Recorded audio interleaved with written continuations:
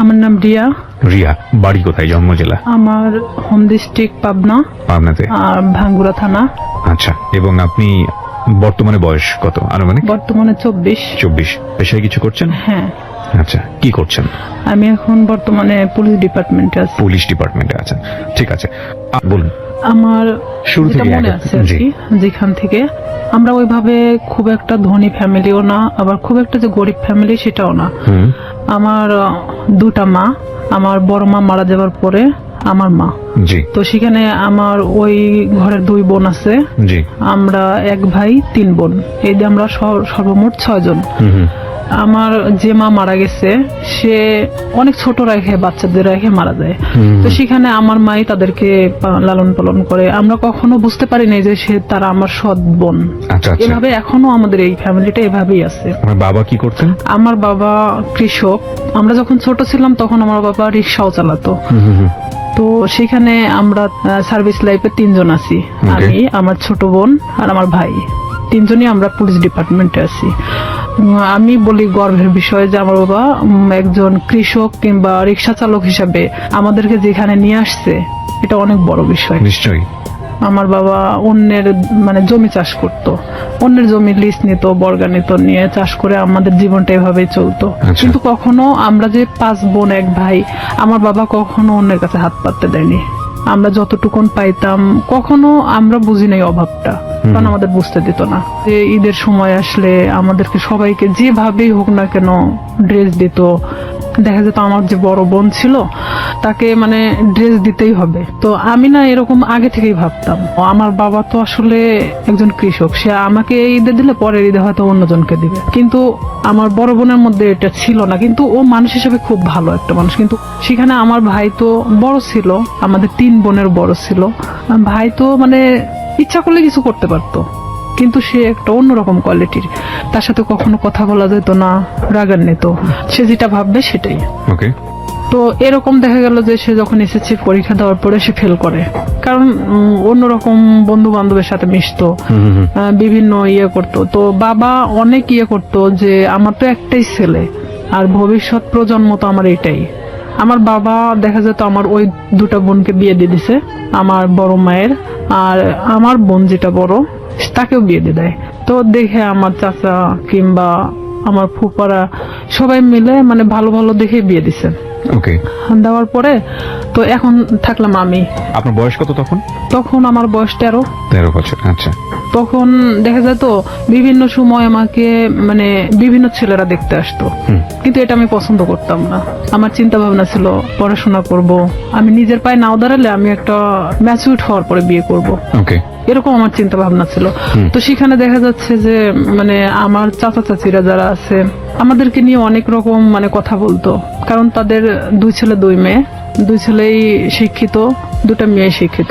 তো সেখানে তাদের চেয়ে আমরা একটু হলেও নিম ছিলাম, কারণ আমার বাবা যখন ছোট ছিল তখন আমার চাচাকে সেই বিয়ে পর্যন্ত সেই পড়াইছে। আমার বাবা ছোট ছিল তারপরও তাকে পড়াইছে আমার বাবা। তো সেখানে আমার ভাইকেও অনেক বোঝানো হয়, সে পড়াশোনা বাদ দিয়ে দেয় অলরেডি, যা তার ভালো লাগে না। যে ভালো লাগে না, তুমি কিছু একটা করো। আমার বাবার কথা যে কিছু একটা করো, কারণ তোমাকে আমি কত বছর বসায় রাখে খাওয়াবো। আমার ভাই বলে যে আমি কিছু করতে পারবো না। সে একদম চাচাছোলা কথা বলে, বিভিন্ন সময় মাকে মারতে যায়। এক কথায় যে সে অন্যরকম একটা কোয়ালিটির মানুষ। সবার বড় ছিল উনি। হ্যাঁ, উনি কাজ করছে, এগুলো করে বন্ধু বান্ধবের সাথে মেশে।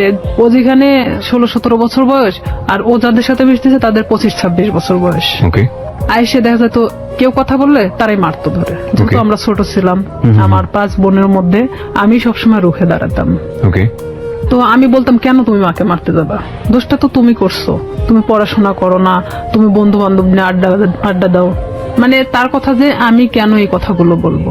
তার ইচ্ছা, বাবা থেকে টাকা যাচ্ছে, ওকে দিতে হবে। নেশা করতো না, কিন্তু তাস খেলতো, এটা খেলতো, সেটা খেলতো। আমার বাবা যখন দিত না তখন দেখা যেত যে ও বিভিন্ন সময় মাঠ থেকে নিয়ে যেত, মাকে জোরপূর্বক ভাবে মাঠ থেকে কারাছেড়া করে নিত, এরকম। তো এই সময়টা কি আপনি লেখাপড়া করছিলেন নাকি?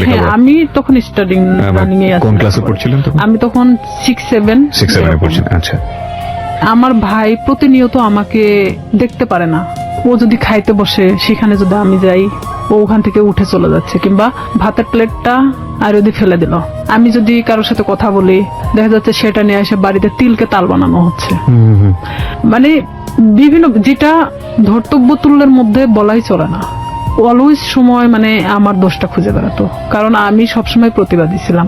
আমি আমার বাবার পক্ষে ছিলাম, আমার মার পক্ষে ছিলাম। আমার বাবা যখন কৃষক, উনি যখন মাঠে কাজ করত আমি হেল্প করতাম। বর্ষার শেষে আপনার রসুন, পেঁয়াজ এগুলো অনেক কিছু গাড়া হয়। ওকে। তো সেই সময় আমি আমার বাবার সাথে গিয়ে আমি ওই পেঁয়াজ রসুন গুলো আমি গাড়তাম। মানে দিনের পর দিন এভাবে আমি জমিতে কাজ করতেন? হ্যাঁ, জমিতে কাজ করতাম। তো এলাকার সবাই বলতো যে এটা যদি অমুকের মেয়ে না হয় ছেলে হতো ভবিষ্যতে অনেক কাজ হতো। তবে আমি পুলিশ ডিপার্টমেন্টে আসার আগে থেকে আমার স্বপ্ন ছিল যে আমি পুলিশ ডিপার্টমেন্টে জব করব।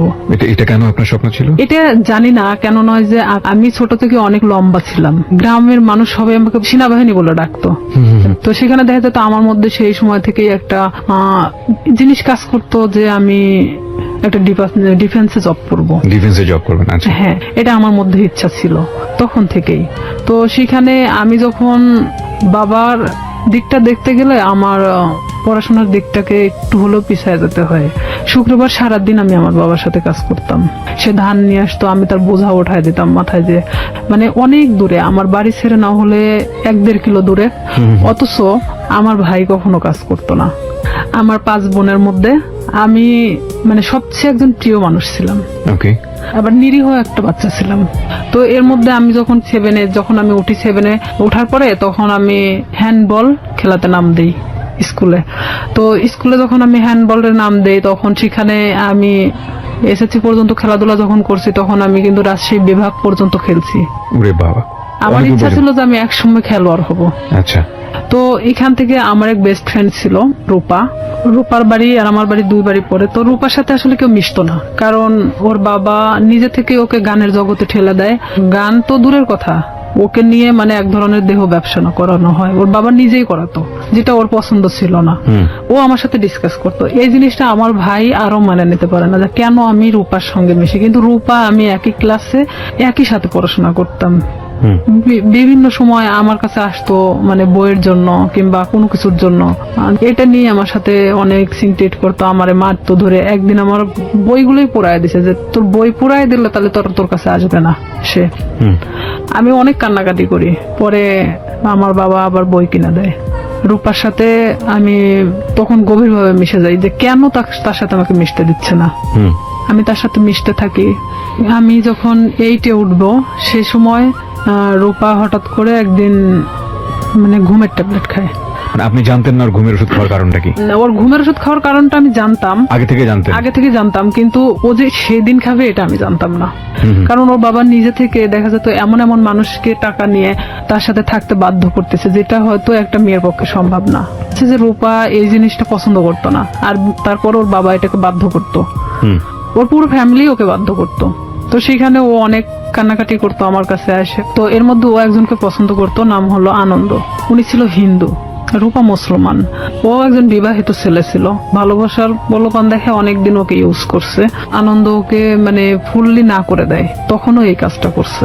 তো ও যখন এই কাজটা করবে তার কিছু সময় আগেও আমার কাছ থেকে ঘুরে গেছে। ও যে 2 দিন খাইছিল না এটাও আমি জানতাম না। তো এর মধ্যে গিয়ে ও অত ঘুমের ট্যাবলেট খেয়ে নিছে। নেওয়ার পর পরের দিন সকালবেলা রূপার মা আমাদের বাড়িতে আসছে। আমার মেয়ের কি হয়েছে, আমার ভাই ওখানে বসে, তো বলতেছে ও ঘুম থেকে উঠতেছে না, ওর মুখ দিয়ে টিয়া বের হচ্ছে। আমি কিছুই জানতাম না তখন পর্যন্ত, বিষ খাইছে না ঘুমের ওষুধ খাইছে না কি খাইছে। তখন আমি চলে গেলাম ওদের বাড়িতে। যাওয়ার পরে দেখি যে হ্যাঁ ওর মুখ দিয়ে অনেক গুলটানি বেরোচ্ছে। তখন আমি ওকে অনেক জাগানোর চেষ্টা করি, তো জাগে না। পরে আমি জানতামও না যে ও কি খাইছে। তখন ভাবতেছি যে কে আসলে হসপিটালে নিয়ে যাওয়া উচিত। ওর মা ওর বাবা কি করলো, ওকে উঠায় রাস্তায় ফেলে দিয়ে গেল, যে তোর বেস্ট ফ্রেন্ড মারা গেলে তুই দায়ী। তখন আমার ভাই তো আমার ওখানে খুব মারলো। আমার বাবা আমাকে কখনো গায়ে হাত তোলেনি। আমার বাবা অনেক বকাঝকা দিল, গালি দিল, যে কেন অনেকবার নিষেধ করা হয়েছে ওর সাথে মিশতে, কেন মিশলা। তখন আমি এটাও ভাবতেছিলাম যে আসলে আমার ভুল ছিল, কারণ সে কখন কি করে বসবে, তার লাইফে তো এতটাও ভালো মুহূর্ত নাই। তো ওই মুহূর্তের জন্য ভাবতেছিলাম। তো আবার এটাও ভাবতেছিলাম কোনো মানুষের তো জীবনের কারোর সাথে ডিসকাস করা দরকার, সে নাই আমাকেই বেছে নিয়েছিল। তখন আমি অনেক কান্নাকাটি আমি নিজে থেকেও করলাম, যেহেতু আমার ভাই আমাকে মারছে। কোন ক্লাসে তখন আপনি? আমি ক্লাস তখন 8-এ। ক্লাস 8। ওকে। তখন আমি অনেক কান্নাকাটি করার পরে তখন তারপরেও আমি ওকে ছাড়তেছি না, যে ও যদি মারা যায় তাহলে তো এটা তো আমার প্রবলেম হয়ে যাবে। তো আমি আমার বাবাকে অনেক রিকোয়েস্ট করলাম, চলো আমাদের বাড়িতে নিয়ে যাই। এলাকার কিছু মানে ডাক্তার আছে যে ওই যে সাইকেলে করে মানে ডাক্তারি করে বেড়ায়, তো ওনাকে নিয়ে আসা হলো। তখন উনি বলতেছে যে আসলে ওকে হসপিটালে ভর্তি করা উচিত, ওকে এখানে রাখলে মারা যেতে পারে। তখন আমরা নিজে থেকে তাকে হসপিটালে ভর্তি করি। তার 3 দিন পরে সে একটু স্বাভাবিক হয়। তখন আমি ওকে ওখানেই জিজ্ঞেস করি, রূপা কেন তুমি এটা করছো, আর তোমার জন্য তোমার ফ্যামিলি আমাকে হ্যারেস করতেছে। রূপা ও তো তখন খুব একটা ভালো কথা বলতে পারতো না। রূপা বলতেছে যে কেন আমাকে এই ধরনের কাজ করতে বাধ্য করা হয়। তো এখানে এলাকার লোকজনও ওনাদেরকে মানে এক ঘরে করে রাখছিল। যে লোকটার সাথে এটা করা হয়েছিল সে লোকটা এসে ওর বাবা চাপ দিছিল টাকার জন্য, যে যেহেতু তার মেয়ে এটা করবে না তাহলে তো 10,000 টাকা নিছে, টাকাটা তো ফেরত দিতে হবে। যে ও যখন ঘুমের ট্যাবলেটটা খাইছে, খাওয়ার আগে অনেক মারা হয়েছিল, পুরো শরীরটা ফাটানো ছিল। ওকে। পরে ও আমাকে বললো যে দেখ আমাকে এভাবে মারছে, আমি কেন বাইসে থাকবো। আর তা আমি ওকে ডিরেক্টলি এভাবে বললাম যে তুই ঘুমের ট্যাবলেট কেন খালি, তুই তো বাইসে আছিস, পারলে মারা যাতিস। তো এভাবে বেঁচে থাকার সে মারা যাওয়াটা অনেক ভালো না। তো ওরা হলো 2 বোন, সেখানে আমার বাবা যদি 5টা মেয়েকে পালতে পারে, সে কেন 2টা মেয়েকে পালতে পারবে না? তার বাবার জমি আছে, কিন্তু আমার বাবার তো কোনো জমি নাই। তাকে আমি এই কথাগুলো বোঝাতে থাকি যে রূপা দেখো, তুমি নিজে থেকে এখন নিজেকে দাঁড়ানো শেখো। তো সেখানে রূপা বাড়িতে আসে, মানে ও ওখান থেকে চলে যাওয়ার সিদ্ধান্ত নেয়, যেখানে ইচ্ছা চলে যাবে। তখন আমি বলি না, এটা অসম্ভব। আমার মাও বলে যে আমার মেয়েকে যেখানে জড়ানো হয়েছে সেখানে তো তুমি এখান থেকে চলে গেলে তখন তারা আরো পেয়ে বসবে। তুমি তোমার বাড়িতে যাও, বাড়িতে যাওয়ার পরে সবার সামনে বলো যে আমি এই ফ্যামিলিতে থাকতে চাই না, তারপরে তুমি যেখানে ইচ্ছা চলে যাও। পরে তাকে আমরা বাড়িতে নিয়ে আসি। নিয়ে আসার পরে আমার বড় চাচা, তারপরে এলাকার কিছু লোকজন, চেয়ারম্যান নিয়ে তার বাড়িতে যাওয়া হয়। যাওয়ার পরে মানে রূপা এক কথায় বলে যে আমি এগুলো করতে পারবো না, যার কারণে আমি সুসাইড করতে চাইছি।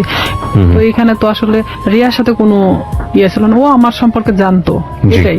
তখন ওর ফ্যামিলির সামনে, সবার সামনে যখন এই কথাটা বললো, বলার পরে তখন ওর ফ্যামিলি বলতেছে যে না, ওকে ফুসলাইছে, ও ঠিক আছে আমাকে দোষ দিচ্ছে। ও সবার সামনে বললো না, ওর কোনো দোষ নাই, আমি আজকে থেকে এখান থেকে চলে যাবো, আমার যেখানে ইচ্ছা চলে যাবো, আমি এই ফ্যামিলিতে থাকতে চাই না। তখন ও নিজের ইচ্ছায় ওর বাসা থেকে ওর কাপড় চোপড় যা ছিল নিয়ে বের হয়ে চলে যায়। তো সেখান থেকে আমি এক কথায় যে নিঃসঙ্গ হয়ে পড়ি, একা। তখন দেখা যাচ্ছে যে আমার ভাইয়ের সাথে একটা ছেলে পড়তো, ছেলেটার নাম হলো শামীম। ওকে। তো এই শামীম, আমি তাকে তখন ভাই বলে ডাকতাম, যেহেতু আমার ভাইয়ের ফ্রেন্ড। ওকে। তো আমাদের বাড়িতে অনেক আগে থেকে ওঠা বসা, সেটা আমি বলতে পারবো না যে কবে থেকে। আমি আমার মনে হয় যে জ্ঞান হওয়ার পর থেকে তাকে দেখতেছি। সে আমাদের বাড়িতে ওঠা বসা করতো, আমি ওইভাবে কখনো তাকে দেখি নাই। আমি আবার কিছু জিনিস নিয়ে ভাবতাম যে আসলে আমার কিছু করা দরকার, পড়াশোনার খরচটাও বেড়ে যাচ্ছে, আর এখানে দেখা যাচ্ছে যে আমি নিজের পায়ে এখন থেকেই দাঁড়াতে চাই। আচ্ছা। তো সেখানে আমার বাসাটা আসলে প্রপার থেকে 1 কিলো ভিতরে, মানে খুব একটা দূরে না। ওকে। মাঝখানে একটা অফিস আছে, ডিশ লাইন অফিস। তো সেই ডিশ লাইন অফিসে মেয়েদেরকে নিয়োগ দেওয়া হচ্ছিল যে তারা বিল কালেক্ট করবে। তো 4,500 থেকে 5,000 টাকা বেতন হবে। আমি যদি এই কাজটা করি তাহলে দেখা যাচ্ছে যে অন্তত আমি আমার নিজেকে নিজে চালাতে পারবো, এমনকি আমি একটু হলো নিজের লাইফটাকে বুঝতে শিখবো। জি। তো ওনারা বলতেছে যে তুমি মানে আমাদের ফিক্সড বেতন হলো 4,500 টাকা, আমরা তোমাকে কিছু এলাকা দেব। সেই এলাকাটা নেওয়ার পরে তুমি যদি চাও যে হ্যাঁ আমি তার চেয়ে বেশি নিতে পারবো, তাহলে তোমার বেতনটা বাড়বে। আর যদি তুমি সেই এলাকার মধ্যেই থাকো যে এর চেয়ে আমি বেশি পারবো না, তাহলে তোমার 4,500 টাকার বেশি হবে না। আমাকে সব কথা খুলে বলা হয়। প্রথম মাসটা আমি 350 কার্ড নেওয়া হয়, 4টা এলাকায় 350 কার্ড ছিল, মানে 350 ডিশ লাইন ছিল। তখন আমার তো নিজের এলাকা, প্রপার থেকে আমার বাড়ি যতটুকুন দূরে এতটুকুনের মধ্যে সবকিছু। তো একটা বাড়িতে দেখা যাচ্ছে 2-3টা করেও ডিশ লাইন থাকে। তো 350 কার্ড খুব একটা বেশি জায়গা না। আমার ভাই এটা পছন্দ করতো না, কিন্তু আমার বাবা পছন্দ করতো। তো সেখানে আমি যখন এই কার্ড নিয়ে প্রথম বাড়ি বাড়ি যাই, তাদেরকে আমি বলে আসি যে দেখেন আমি তো প্রত্যেকদিন আসতে পারবো না, হয়তো একটা এলাকায় আমি 1 দিন করে রুবো, আপনারা একটু টাকাটা রাইখে দিয়েন, বেশি তো না, 100 টাকা করে রাইখে দিয়েন, আমি আসে নিয়ে যাব। তো আমি এভাবেই যখন বিল কালেক্ট করতে থাকি, আমার দেখা যেত যে মাসে 2-3 দিন বের হলেই হয়ে যেত। আমি ইচ্ছা করলে আরো মানে জায়গা নিতে পারি। ডিশ লাইনে আপনি মেয়ে হয়ে হয়ে বিল কালেক্ট করতেন, কোনো হ্যাঁ, সমস্যা হতো আমাদের না? ওখানে সবাই মানে সব মেয়েরা করে মেয়েরা সব কাজ? করে। আচ্ছা আচ্ছা, ওকে, খুব ভালো তো। হ্যাঁ, তো আমি আমার স্কুল শেষ করে আমি যখন হাঁটে আসতাম ওই এলাকা দিয়ে, তখন আমি ওই বিল কালেক্ট করতে করতে চলে আসতাম। এটা শামীমের বাড়ির মধ্যেও পড়ছে আমার এলাকাটা। জি।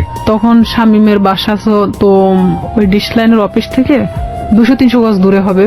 একদিন হঠাৎ করে শামীম আমাদের বাড়িতে আসে। উনি আমার- কি মানে সম্পর্কে কি হতো আপনাদের? সম্পর্কে আমার ভাইয়ের বন্ধু। আপনার ভাইয়ের বন্ধু হতো? হ্যাঁ। ওকে।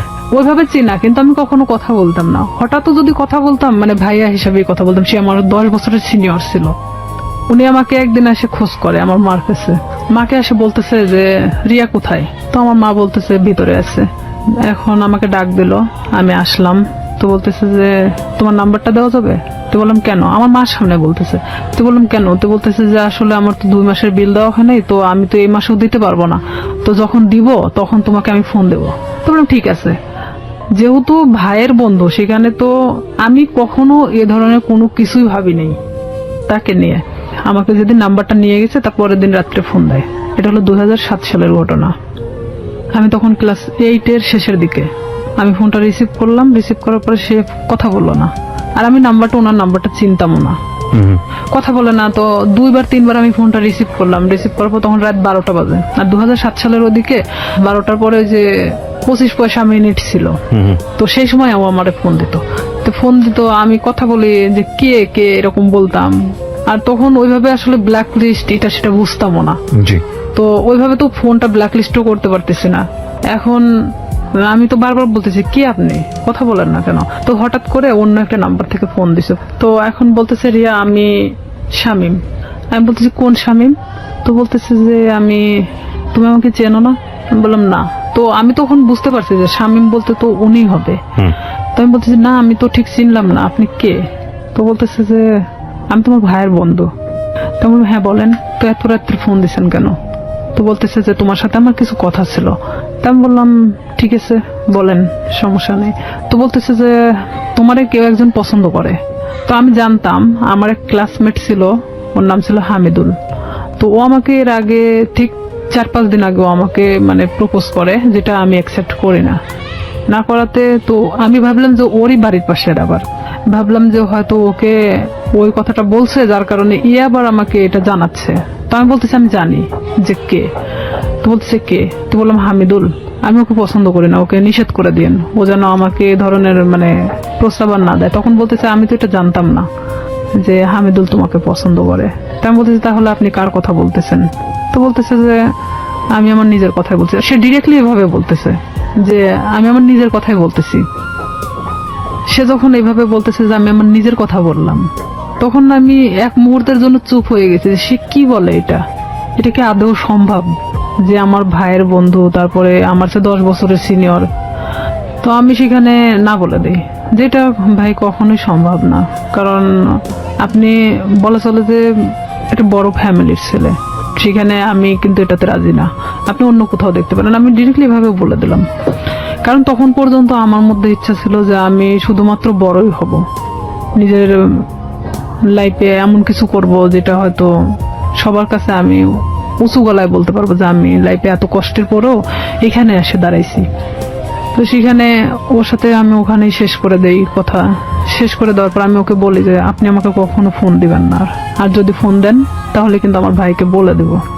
তখনও বলে যে না, বলার দরকার নেই, আমি কখনো ফোন দিব না। পরে আমিও চুপচাপ থেকে যাই, যেহেতু এটা তার আর আমার মধ্যে কথা হয়ে গেছে, আর সে তো আমাকে ফোন দিবে না বলছে। তো পরে যখন ও তার 5 দিন পরে আমারে ফোন দেয়, আমি তখন একটা এলাকাতে ছিলাম, মানে বিলটা ওঠাচ্ছিলাম, সে জি। সময় আমারে ফোন দিছে অন্য একটা নাম্বার থেকে। তার যে কতগুলো নাম্বার ছিল আমি নিজেও বলতে পারি না, তার অনেক নাম্বার ছিল। সে Okay. বিভিন্ন সময় বিভিন্ন বিভিন্ন নাম্বার নাম্বার থেকে থেকে আমাকে ফোন দিত। আচ্ছা। বিভিন্ন ছেলেদের সাথেও কথা বলাতো, মানে হঠাৎ করে একটা অন্য কণ্ঠ। আমি যখন মানে বলতেছি কি আপনি, এটা সেটা জিজ্ঞেস করতেছি, তখন দেখা যাচ্ছে যে আবার ও ফোনটা মানে নিছে, নেওয়ার পরে বলতেছে আমি অমুক। তা আমি যখন বললাম যে আচ্ছা আপনি এরকম কেন করতেছেন আমার সাথে, পরে ও এটা নিয়ে বলতেছে যে আমি সিরিয়াস, আমি সিরিয়াস, তোমাকে পছন্দ করি। তো আমি বললাম ঠিক আছে, পছন্দ যখন করেন। এটা তো আসলে পছন্দের বিষয় হলো এমন একটা জিনিস থাকে, সেটা হলো যে কিছু জিনিস আছে যে সুন্দর, কিন্তু সেটা আমার জন্য না। ওকে, তো সেখানে আপনি একটা বড় লোক ফ্যামিলির ছেলে, আপনার সাথে সম্পর্ক হওয়াটা আমার জন্য অনেক ওই ছিঁড়া কাঁথায় শুয়ে লাখ টাকা স্বপ্ন দেখার মতো। এটা কখনোই সম্ভব না।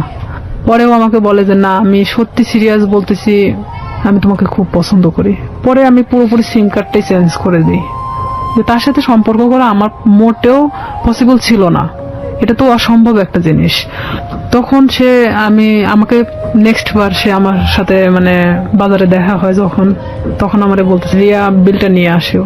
তো তখন আমি বলি যে এখানেই দিয়ে দেন, আমি তো এখানেই আছি, কার্ডটা আমার সঙ্গেই আছে, আপনি এখানেই দিয়ে দেন। তো বলতেছে না, আমার কাছে তো এখন টাকা নেই, বাসায় যেয়ে নিয়ে আসো। তো আমি তো জানি বাসা তো এমন একটা জিনিস যেখানে সবাই থাকে, বাবা মা ভাই বোন সবাই তো আছে।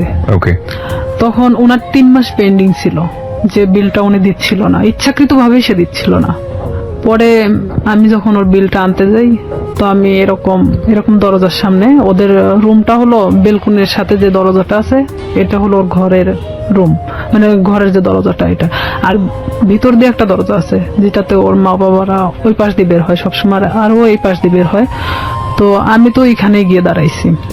দাঁড়ানোর পরে আমি যখন নক করি, ও বের হয়ে আসে। বের হয়ে আসার পরে তখন আমি কার্ডটা বের করে বললাম যে ভাই বিলটা দেন। তখন আমি জানতাম না ওর বাসায় লোক ছিল না। বিরতি নেব প্রিয় শ্রোতা। এই পর্যায়ে আমরা ছোট্ট একটা বিরতি নিচ্ছি, মাত্র 4 মিনিটের বিরতি। আপনারা শুনছেন close up presence hello 8920 ABC radio FM 89.2 তে। আমি আরজি কিবরিয়া রয়েছে আপনার সঙ্গে, এবং রিয়া আজকে তার জীবনের গল্প এখানে বলছে। রিয়াকে দেখার জন্য বা কোনো কমিউনিকেট করার জন্য, কিছু বলার জন্য আপনারা আসতে পারেন আমার ফেসবুক পেজে। ফেসবুকের ঠিকানা www.facebook.com/kibria.rj। আমি আবারও বলছি www.facebook.com/kebria.rj। পেজটি আছে আরজে কিবরিয়া নামে। Please like this page. ফিরে আসছি ঠিক 4 মিনিট পর। আসলে এখানে আরেকটা বিষয় যে ওর 6 বোন, 6 বোনই প্রাইমারি স্কুলের টিচার। তো দেখা যায় যে 9টার পরে ওদের বাসা থেকে ওর মা ওর বাবা ছাড়া কেউ থাকে না, এটা আমি জানতাম আগে থেকে। তো ওর এক ভাই, মানে ওকে দিয়ে 2 ভাই। ওর ছোট যে, সে হলো ঢাকাতে কোনো একটা এই কম্পিউটার সফটওয়্যার ইঞ্জিনিয়ার। তো ও ওখানে বাড়িতে তো থাকে না, এখন স্বামী শুধুমাত্র একমাত্র বাড়িতে থাকে। তো আমি তো জানি অবশ্যই ওর বাবা ওর মা তো বাড়িতে আছে, কারণ ওর বোনরা তো সবাই টিচার, সবাই যে যার মতো 9টার পরে বের হয়ে চলে যায়। তো এখানে আমি তো গেছি তখন 11:30 বাজে। সেদিন আমি স্কুলে যাইনি, না যাওয়া তো ওখানে গেছি। যাওয়ার পরে এখন আমি ওর যখন ঘরে নক করি, দরজায় নক করার পর ও বের হয়ে আসে, মানে দরজার ওই ভিতর পারে আর আমি বাহির পারে দাঁড়িয়ে। তো আমি কার্ডটা তো হাতে আমার আছেই বের করানো, আমি তখন কার্ডটা ওনাকে দেখে বলি যে আপনি তো 3 মাস পেন্ডিং আছে, তো আপনি বিলটা যদি দিতেন ভালো হতো, আর না হলে ডিসলাইন মানে ডিসকানেক্ট করা হবে। তো এখন ও বলতেছে ঠিক আছে, আমি টাকাটা নিয়ে আসতেছি। ভিতরে গেল, ভিতরে যাওয়ার পরে বের হয়ে আসলো। বের হয়ে আসার পরে আমাকে বলতেছে দাও কার্ডটা দাও, মানে ওখানে সিগনেচার করা হয়। তো কার্ডটা নিয়ে ও ভিতরে চলে গেল। তো সিগনেচার তো ওখানে দাঁড়াই করতে পারতো। তারপরও ভিতরে চলে গেল, আমি কিছু বললাম না, আমি চুপচাপ ওখানে দাঁড়াইছি। যেহেতু আমাকে এর আগে প্রপোজ করছে, সেখানে ওর সাথে আমার ওইভাবে কথা বলার কোনো রুচিও জাগতেছে না, কিন্তু আমি একটা কাজের ক্ষেত্রে দেখা যাচ্ছে এটা আমি বাধ্য। তো সেখানে আমিও চুপচাপ দাঁড়াই আছি। ও ভিতর থেকে আসলো, ভিতর থেকে কার্ডটা রেখে আসছে। তাই আমি বলতেছি ভাইয়া কার্ডটা তো রেখে আসলেন, কার্ডটা নিয়ে আসেন। তো বলতেছে যে আসে নিয়ে যাও, এসে নিয়ে যাও। তাই বললাম এটা কি ধরনের কথা, আমার কার্ডটার প্রয়োজন নেই, আমি চলে গেলাম। তো এই বলার পরে ওই আমার থাপ্পড় দিয়ে মানে হাতটা চেপে ধরে। তো ওর বাসাটা এমন কোয়ালিটির একটা জায়গায়, যদিও প্রপারের মধ্যে, মানে পাশে একটু ফাঁকা জায়গা আছে, ওর আশেপাশে মানে কোনো বাড়ি নেই। তো এখানে ওদের বিল্ডিং করা বাড়ি, ছাদ ঢালাই, আর ঠিক এরকম একটা কোয়ালিটির যে রুমটা খুব একটা বড় না, খুব ছোট না। সেখানে দেখা যাচ্ছে যে থাইটে লাগানো। তো সেখানে যদি থাই গ্লাস গুলো লাগানো, তো এখানে যদি ভিতরে একজনকে নিয়ে যাওয়া হয়, বাহিরে কিছু শুনতে পাবে না। ও আমাকে যখন হাতটা মানে থাপা দিয়ে মানে এভাবে ধরে ফেলে, তখন আমি মানে ওর দিকে একবার তাকাই। ও কি করলো, আমার বাম হাত দিয়ে মানে আমার মুখটা চাপ দিয়ে ধরার পরে এক ধাক্কা দিয়ে মানে ওর ভিতরে, দরজার ভিতরে ঢুকাই দেয়। যেহেতু আমি দরজার সামনে দাঁড়াইছিলাম, তখন আমি ভিতরে যাওয়ার পর আমি বলতেছি যে আপনি কেন এগুলো করতেছেন, এটা কেন করতেছেন? আমি তো আপনাকে পছন্দ করি না, আর আপনি আমাকে মানে প্রপোজ করছেন। প্রপোজ করার মানে কি এটা যে আপনাকে সে বাধ্য মানে আপনার সাথে সম্পর্ক করতে? তো ও বলতেছে যে কিভাবে মানে ভালো লাগাতে হয় সেটা আমার খুব ভালো জানা আছে, আমি জীবনে যা চাইছি তাই পাইছি। তাই আমি বললাম, দেখেন আপনি অনেক ধনী একটা ফ্যামিলির মানুষ, আপনি জীবনে যা চাইছেন না কেন সেটাই পাইছেন, আমি মানি সেটা। তো এইভাবে মানে আমি যখন ওর সাথে মানে বলতে থাকি কথাগুলো, কারণ আমি জানি যে বাহির থেকে কিছু শোনা যাবে না, এটা আমিও নিশ্চিন্ত ছিলাম। এক পর্যায়ে সে আমার সাথে অনেক মানে ধস্তাধস্তি করতে থাকার পরে এক পর্যায়ে সে আমার সাথে মানে খারাপ কিছু করেও ফেলে।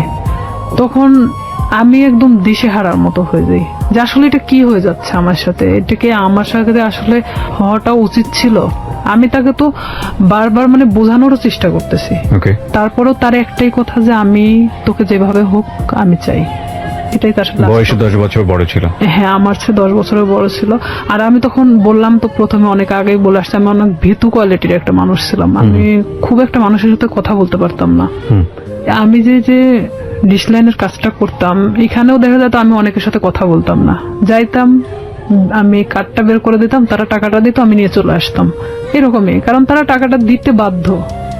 সে যখন জোরপূর্বক ভাবে আমাকে রেপ করা হয় এক কথায়, তো কমপ্লিটলি রেপ। হ্যাঁ, তো সেখানে আমি একদম দিশেহারার মতো চুপচাপ এক পর্যায়ে যে আমি নিস্তেজ, এতক্ষণ যে আমি ধস্তাধস্তিটা করতেছিলাম তখন সেই মুহূর্তের জন্য আমি নিস্তেজ হয়ে গেছি।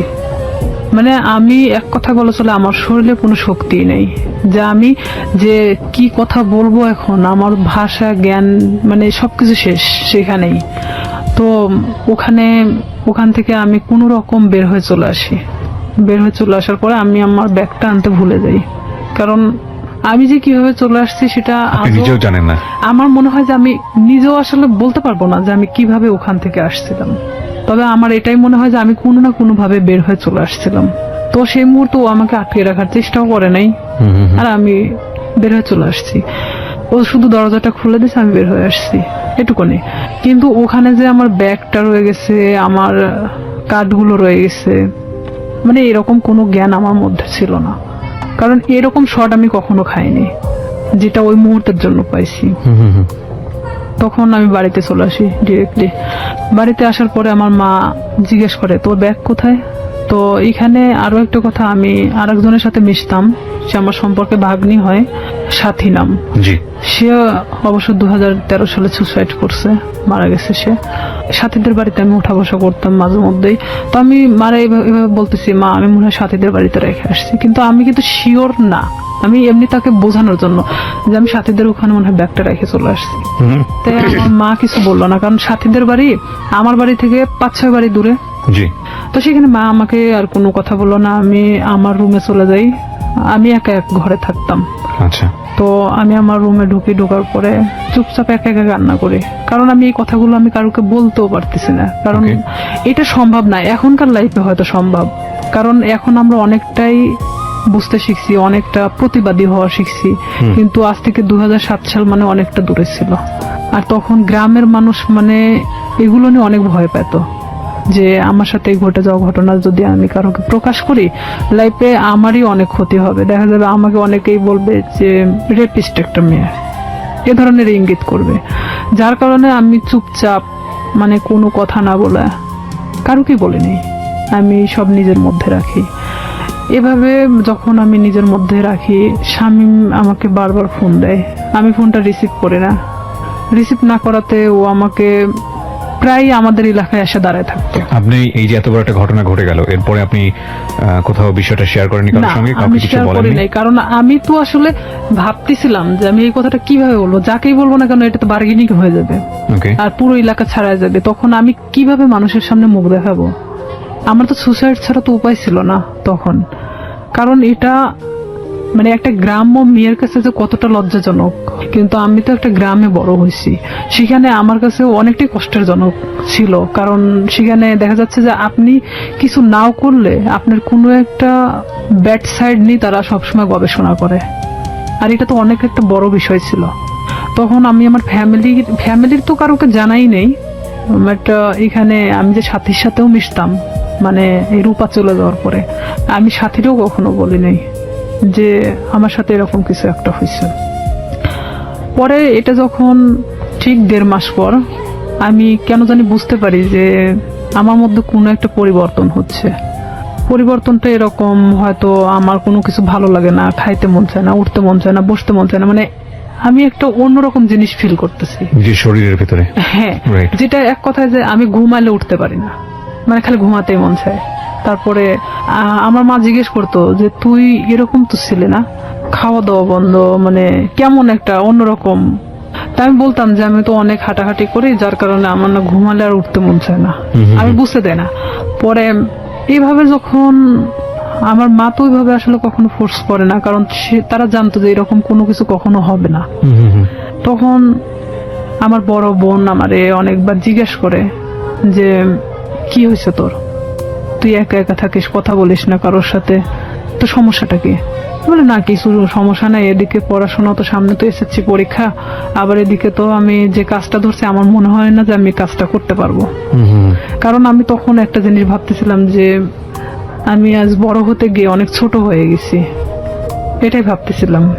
এরপরও আপনাকে ফোন দিয়ে বারবার ডিস্টার্ব করতো, হ্যাঁ। তাই তো? হ্যাঁ, সে বারবার আমাকে ফোন দিত, ফোন দিয়ে বলতো যে তুই কেন ফোনটা রিসিভ করিস না, এতবার ফোন দেওয়ার পর কেন রিসিভ করিস না, তুই তো গাড়ি করেই বলতো।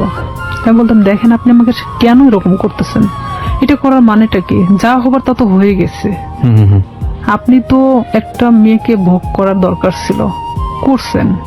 আমি এভাবেই বলি তাকে, তাহলে আর কি দরকার? তো সে আমাকে বলে যে না, কিন্তু তোকে- আপনাকে আমার এই প্রশ্নটা আবারও করতে হবে। এত বড় একটা ঘটনা ঘটে যাওয়ার পরে আপনি বাসায় শেয়ার করলেন না কেন, কাউকে জানালেন না কেন? শেয়ার করিনি, আসলে এটা আমি অনেকটা ভীত ছিলাম, যেহেতু আমার ভাই পূর্বে থেকে আমার সাথে ভালো সম্পর্ক না। এখানে যদি আমি শেয়ার করে দেখা যাচ্ছে যে অনেকটা আমার দিকেই গড়াবে, আচ্ছা, এটাও একটা বিষয় ছিল। আর একটা কথা যে সমাজ, যেটা মানুষ হয়তো আমাকে খারাপ ইন্ডিকেট করবে যে মেয়েটা এরকম হয়েছে। হয়তো আমার প্রফেশনাল লাইফে আমি যেটা হতে চাচ্ছি দিস ইজ 100% সেখানে true. আমি আমার লাইফ নিয়ে সবসময় বেশি ভাবতাম। আমাদের সোসাইটিটাই ফরচুনেটলি আর আনফরচুনেটলি এরকমই। আমরা কোনো ঘটনা ঘটে গেলে সেটা নিয়ে যতটা কেওয়াজ তৈরি করি, কেউ কখনো ভেতরে যাওয়ার চেষ্টা করি না। হ্যাঁ, এবং সেটার রিফ্লেকশন ইদানিং ফেসবুকে এত বেশি দেখা যায় যে সামটাইমস উই ফিল অ্যাশেমড, লজ্জিত হই। আমাদের আসলে প্রত্যেকটা জিনিসই একটা জিনিস কি, আমরা যে কথাটা বলি, আমরা যে কাজটা করি বা যাই করি না কেন, সেটা কিন্তু শুধুমাত্র আমি না, আমার ফ্যামিলি, আমার বেড়ে ওঠা, আমার সবকিছুকে ফোকাস করে। আর কোনো একটা মানুষের কোনো পার্টিকুলার বিষয় ধরে সে বিষয়টা নিয়ে নাড়াচাড়া করা, কাউকে খুব সোজাভাবে মন্তব্য করে দেয়া, বিশেষ করে এই যে রেপের মতো ঘটনাটা, যেটা হলে আমাদের সমাজে সবসময় মেয়েদের দিকে আঙ্গুল তোলা হয়, ভিকটিমের দিকে আঙ্গুল তোলা হয়। এবং দেখবেন যে পত্রপত্রিকায় যখন সংবাদ আসে, আমরা আমাদের সামাজিকতার কথা ভেবে ওই মেয়েটাকে আমরা সামনে আনি না, ফোকাস করি না, তার ছবি প্রকাশ করি না। কেন করি না এই কারণে সামাজিকতায় সমস্যা হবে। তার মানে আমাদের সামাজিকতা কতটা দুর্বল। একজন মানুষ, আমি সম্ভবত ইন্ডিয়াতে এরকম একটা কেস আমি দেখেছিলাম যে সে রেপড হয়েছিল এবং সে ভিকটিম বলতেছিল যে আমি কোথাও ফেস লুকাবো না, আমি টেলিভিশনে গিয়ে সাক্ষাৎকার দেবো, আমি বলবো আমার সঙ্গে এটা হয়েছে ওটা হয়েছে। আমি কেন ফেস লুকাবো, আমি তো কোনো অপরাধ করিনি। আমি বলছি না যে ইন্ডিয়ার সমাজ আমাদের চাইতে অনেক বেশি অ্যাডভান্স, বাট তার চিন্তা ভাবনাটা অনেক বেশি অ্যাডভান্স ছিল। কিন্তু বড় কথা হচ্ছে সে এতটা সাহসী পদক্ষেপ নিয়েছে, ঠিক আছে, কিন্তু এই সাহসী পদক্ষেপ কি সমাজ ভালোভাবে দেখেছে? এবং দেখে না বলেই আমরা যে মেয়েটি রেপ হয় তাকে আমরা ফোকাস করি না এবং করতে পারি না। সো যেটা বলছিলেন আপনি, তারপরে যখন আপনি যে জায়গাটায় ছিলেন যে আপনি ফ্যামিলির কাউকে বিষয়টা শেয়ার করেননি এবং আপনি শরীরের মধ্যে একটা চেঞ্জ পাচ্ছিলেন, ঘুমাচ্ছেন তো ঘুমাচ্ছেন। আবার আরেকটা কথা যে আমি আমার প্রফেশনাল লাইফটাকে নিয়ে বেশি ভাবতেছিলাম। এটা আমার ছোট থেকে স্বপ্ন ছিল পুলিশ হওয়ার, আর আমি এটা জানতাম যে কোনো মেয়ে যদি বিবাহিত কিংবা এরকম কোনো তার ঘটনা থেকে থাকে তাহলে সে কখনো পুলিশ ডিপার্টমেন্টে ঢুকতে পারবে না। বিশেষ করে আমি তো কখনো আসলে শামীমকে পছন্দ করতাম না, সে আমার সাথে যেটাই করুক না কেন। আমি ভাবছিলাম যে সাবজেক্টটা ওখানেই ক্লোজ, আমি নিজে থেকে ওখানে শেষ করে দিছি। কারণ আমার সুসাইড করার কোনো ইচ্ছা ছিল না। আমি কারোর কাছে রেপ হয়েছি তার মানে এই নয় যে আমি হারে গেছি, এটা আমার মধ্যে ছিল না যে আমি সুসাইড করব। আমি কখনো হারতে শিখি নাই, যেখানে গেছি না কেন আমি যদি কষ্ট করে হলো সেটাকে আমি অর্জন করছি। তো সেখানে দেখা যাচ্ছে আমি আমার চেঞ্জের বিষয়টা, যে আমি নিজের মধ্যে মানে কোনো কিছু ফিল করতেছি যে আমি খাওয়া দাওয়া এটা সেটা আমার খুব প্রবলেম হচ্ছে, তখন আমি নিজেই মানে এটা নিয়ে ভাবতে থাকি। তখন কেন জানি মনে হয় যে আচ্ছা শামীম তোমার সাথে এটা করছে, আর আমি আসলে প্রেগনেন্ট বিষয়টা বুঝতাম না তখনও, যে কিভাবে এটা মানে প্রেগনেন্ট হয়। জি। তখন আমি আমার পাশের বাড়ির এক ভাবিরে জিজ্ঞেস করি, আচ্ছা মানে কথায় কথায়, তার সাথে আমি অনেক ফ্রি ছিলাম, জিজ্ঞেস করি যে ভাবি আমি তো অনেক কিছুতেই আসলে জানার চেষ্টা করি, তো আসলে একটা মেয়ে প্রেগনেন্ট হয় কিভাবে? তো বলতেছে বিয়ে কর তারপর বুঝবি। আমাদের সে হাসতে হাসতে এই কথা বললো। তো বললাম যে আপনি তো ভাবি, তো আপনি না বললে আমরা শিখবো কোত্থেকে?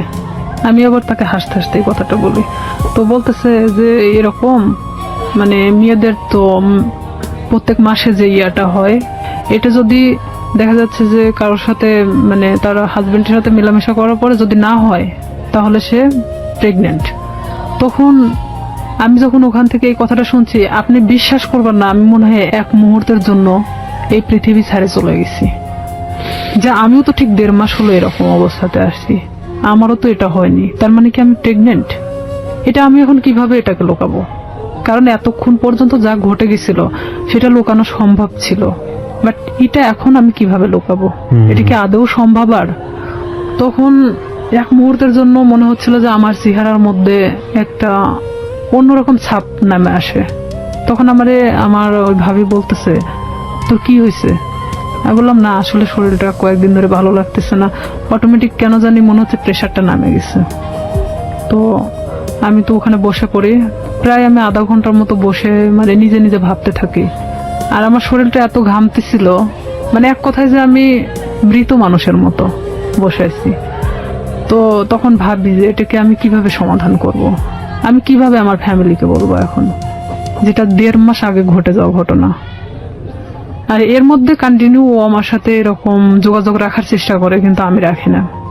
তখন ইচ্ছাকৃতভাবে আমি ওকে ফোন দিই ব্যাপারটা আসলে জানানোর জন্য যে এটার কি কোনো সমাধান আছে কিনা, যদি হয় নিজে থেকে সমাধান করার মতো। কারণ আমি চাই না যে আমি আমার লাইফে কখনো থেমে থাকি কারোর জন্য। তখন ওকে আমি যখন ফোন দিয়ে বলি যে শামীম আমি তো এরকম, আর এটা বিষয় তো আমি জানতামও না, তুমি তো আমার চেয়ে 10 বছরের সিনিয়র, তুমি যে আমার সাথে এটা করছো, যেটাই করো না কেন তুমি আমাকে বলতে পারতা যে এরকম হওয়ার সম্ভাবনা আছে, তুমি সেটাও আমাকে বলো নাই। তো এখন বলতেছে যে এখন তুই কি করবি সেটা তুই জানিস, সেটা আমি জানি না। তখন থেকে totally or SIM card of, মানে যখন আমি ব্যাপারটা ওকে জানাই তখন থেকে ওর সিম কার্ডটা টোটালি অফ করে দেয়।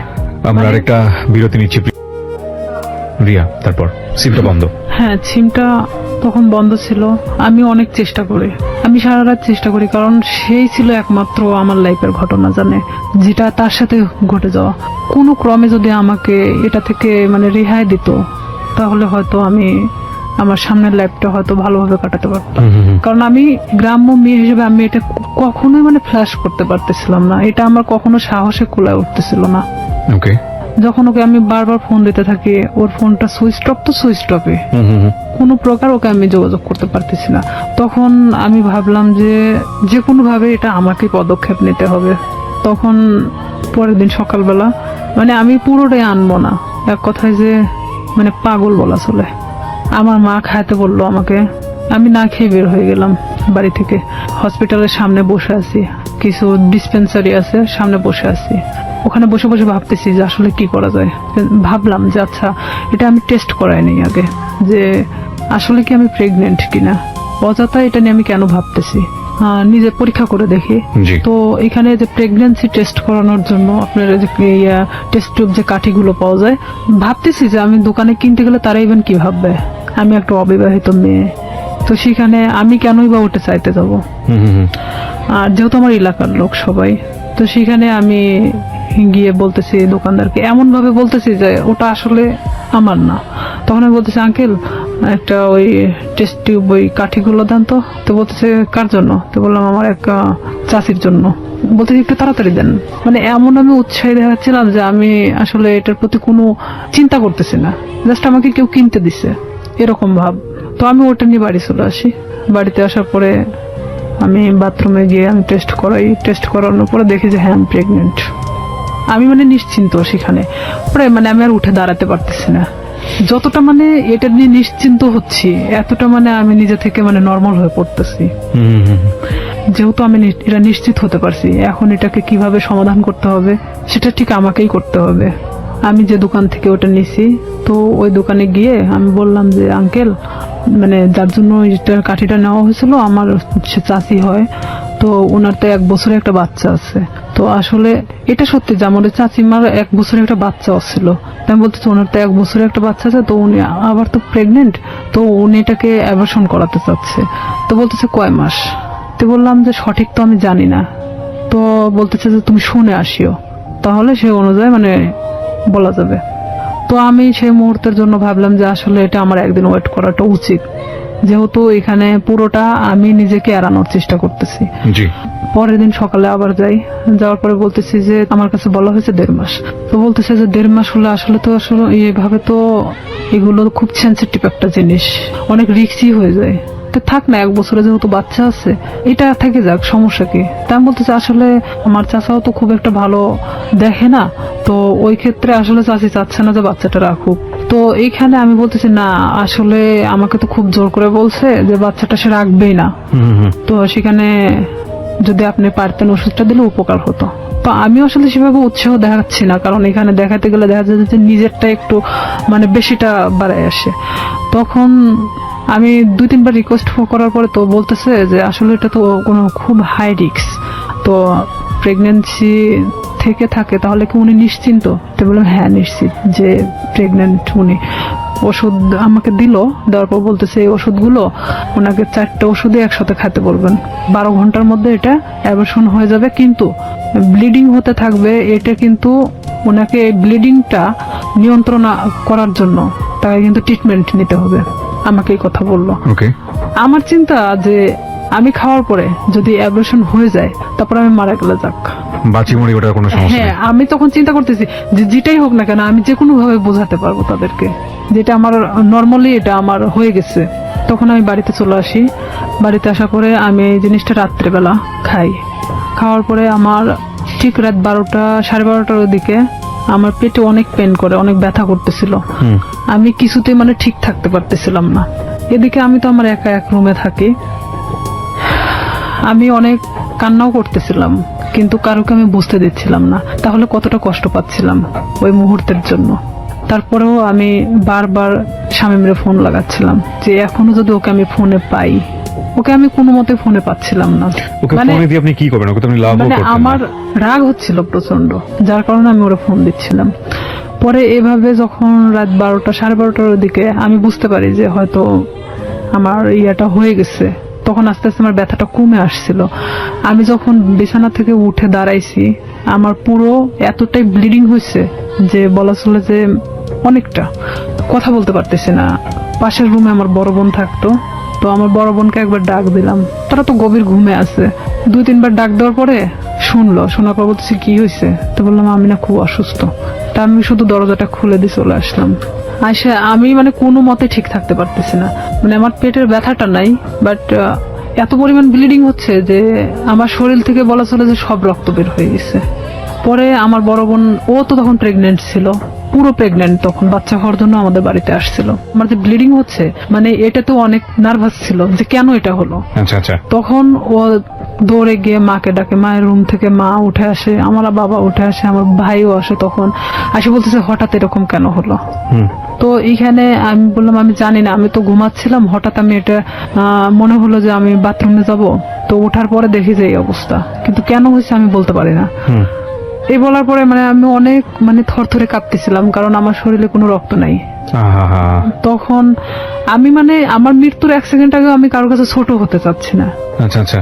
যে আমি কখনোই যে আমি যে রেপ হয়েছি এই কথাটা আমি কাউকে বলতে চাচ্ছি না, কোনো মতেই না। তখন আমার বড় চাচি আসে, আসার পরে সে বলতেছে যে ওর তো যেভাবে ব্লিডিং হচ্ছে তাতে তো ওকে বাঁচায় রাখা কঠিন হয়ে যাবে। তো আমার মা তো ডিম সিদ্ধ দিল, যে ডিম ডিম তো একটা শক্তিশালী জিনিস, দুধ ডিম আমারে খাওয়ানোর চেষ্টা করলো। তো আমি ওই মুহূর্তের জন্য খাইলাম, কারণ ওই মুহূর্তে আর আমার রুচিতে সমস্যা ছিল না। মানে আমার যে একটা খাবার প্রবলেম ছিল, এই প্রবলেমটা তখন ছিল না। পরে আমাকে তো হসপিটালে নিয়ে যেতে চাইলো, কিন্তু আমি কোনো মতে হসপিটালে যাচ্ছি না। যে আমি যদি হসপিটালে যাই, আর ওই যে ডাক্তারের থেকে আমি ওষুধটা নিয়ে আসছি, ডাক্তার বলতে ডিসপেন্সারি থেকে, সেই ডিসপেন্সারিটা ছিল ঠিক হসপিটালের গেটের সামনেই। আমার কথা আমার মৃত্যু হয়ে যাক, কিন্তু আমি কখনোই হসপিটালে যাব না। আমি এক কথায় আমার মাকে বলেছিলাম যে না, ওখানে গেলে আমাকে ইনজেকশন দিবে। আমি মানে ওর সিরিঞ্জকে খুব ভয় পেতাম ছোট থেকেই। মা বলতে কি আমার সবাই জানতো যে আমি সিরিঞ্জ অনেক ভয় পাই। আমি বলতেছি না, ওখানে গেলে ডাক্তার আমাকে ধরে ইনজেকশন দিবে, আমি থাকতে পারবো না, আমি মারা যাবো। তার চেয়ে বরঞ্চ আমি এখানে মারা যাই। আমি কিছুতেই মানে হসপিটালে যেতে ইচ্ছুক না। পরে এর মধ্যে এক ডাক্তারকে নিয়ে আসা হলো, আমার বাবা গিয়ে নিয়ে আসলো। নিয়ে আসার পরে এখনো কিছু বলে নাই যে সেদিন কি বুঝতে পারছিল কিনা যে আমি কি করছি। সে বলতেছে এটা হঠাৎ করে হওয়ার তো কোনো মানেই হয় না, এটা আসলে টেস্ট করানো দরকার। তখন আমি বলতেছি না, আমি টেস্ট করাবো না। তো বলতেছে কেন? তো আমি বলতেছি যে আচ্ছা, এটা সিম্পল একটা জিনিস, দেখবা কাল ঠিক হয়ে গেছে। তখন আমার মা বলতেছে তোর প্রবলেমটা কি, তুই কেন এগুলোকে টেস্ট করাতে চাচ্ছিস না? তাই আমি বলছি হ্যাঁ ঠিক আছে, টেস্ট করাবো, কিন্তু আমাকে যদি কোনো ওষুধ দেয় আমি খাবো, কিন্তু আমাকে যদি কোনো ইনজেকশন দেওয়া হয় আমি কিন্তু নিব না। মানে তাদেরকে আমি শুধু ইনজেকশনের ভয়টা দেখাচ্ছিলাম। তো বলতেছে আচ্ছা ঠিক আছে। তো এর মধ্যে ওই ডাক্তার যে ব্লিডিং কমানোর জন্য যে ওষুধটা দিয়ে গেছে, এটাতেই আমার অনেকটা কাজ হয়েছে। মানে আমি সকালে ঘুম থেকে উঠে দেখি, বলা চলে যে আমার ব্লিডিং নাই, মানে আমার কোনো ব্লাড বের হচ্ছে না। তখন আমি মাকে বললাম, মা আমার তো আর কোনো সমস্যা হচ্ছে না, তো আমার তো আর হসপিটালে যাওয়ার দরকার নেই। তো মা বলতেছে যে তাহলে তো ভালো হয়ে যাচ্ছিস, তাহলে এই ওষুধই খা। তো আমি ওইভাবেই প্রায় 1 মাসের মতো আমি অনেকটা অসুস্থ ছিলাম, মানে উঠে দাঁড়াতে পারতাম না, বসতে পারতাম না। তারপরেও মানে আমি দেখাচ্ছিলাম যে আমি অনেকটা সুস্থ, কিন্তু আমি শারীরিকভাবে ভিতর থেকে খুবই অসুস্থ ছিলাম। তখন আস্তে আস্তে যখন আমি আগের পর্যায়ে আবার ফেরত আসি, আমি সবকিছু ভুলে যাওয়ার চেষ্টা করি। কিন্তু শামীম আবারও যখন দেখলো যে আমি স্বাভাবিক ভালো মানুষ, নিজের মতো করে চলতে পারতেছি, তখন ও কি করলো, আমাকে আবার ফোন দেওয়া শুরু করলো। আমাকে আবার ফোন দেয়। আমি তখন এক ধরনের অনেক বকাবাজি করি, তুই আমাকে কখনো ফোন দিবি না। তখন আমি ওকে তুই তুকারি করে কথা বলতাম যে তুই আমাকে কখনো ফোন দিবি না, আর যদি ফোন দিস আমি এই বিষয়গুলো কিন্তু সবাইকে বলে দেবো। তখন ও বলে কি যে তুই কি বলবি, তোর যে ভিডিও আছে আমার কাছে, এটা তুই জানিস। আমাকে ঠিক এইভাবে বলা হয় যে মাই গুডনেস। সেদিনকার ঘটনা যে আমার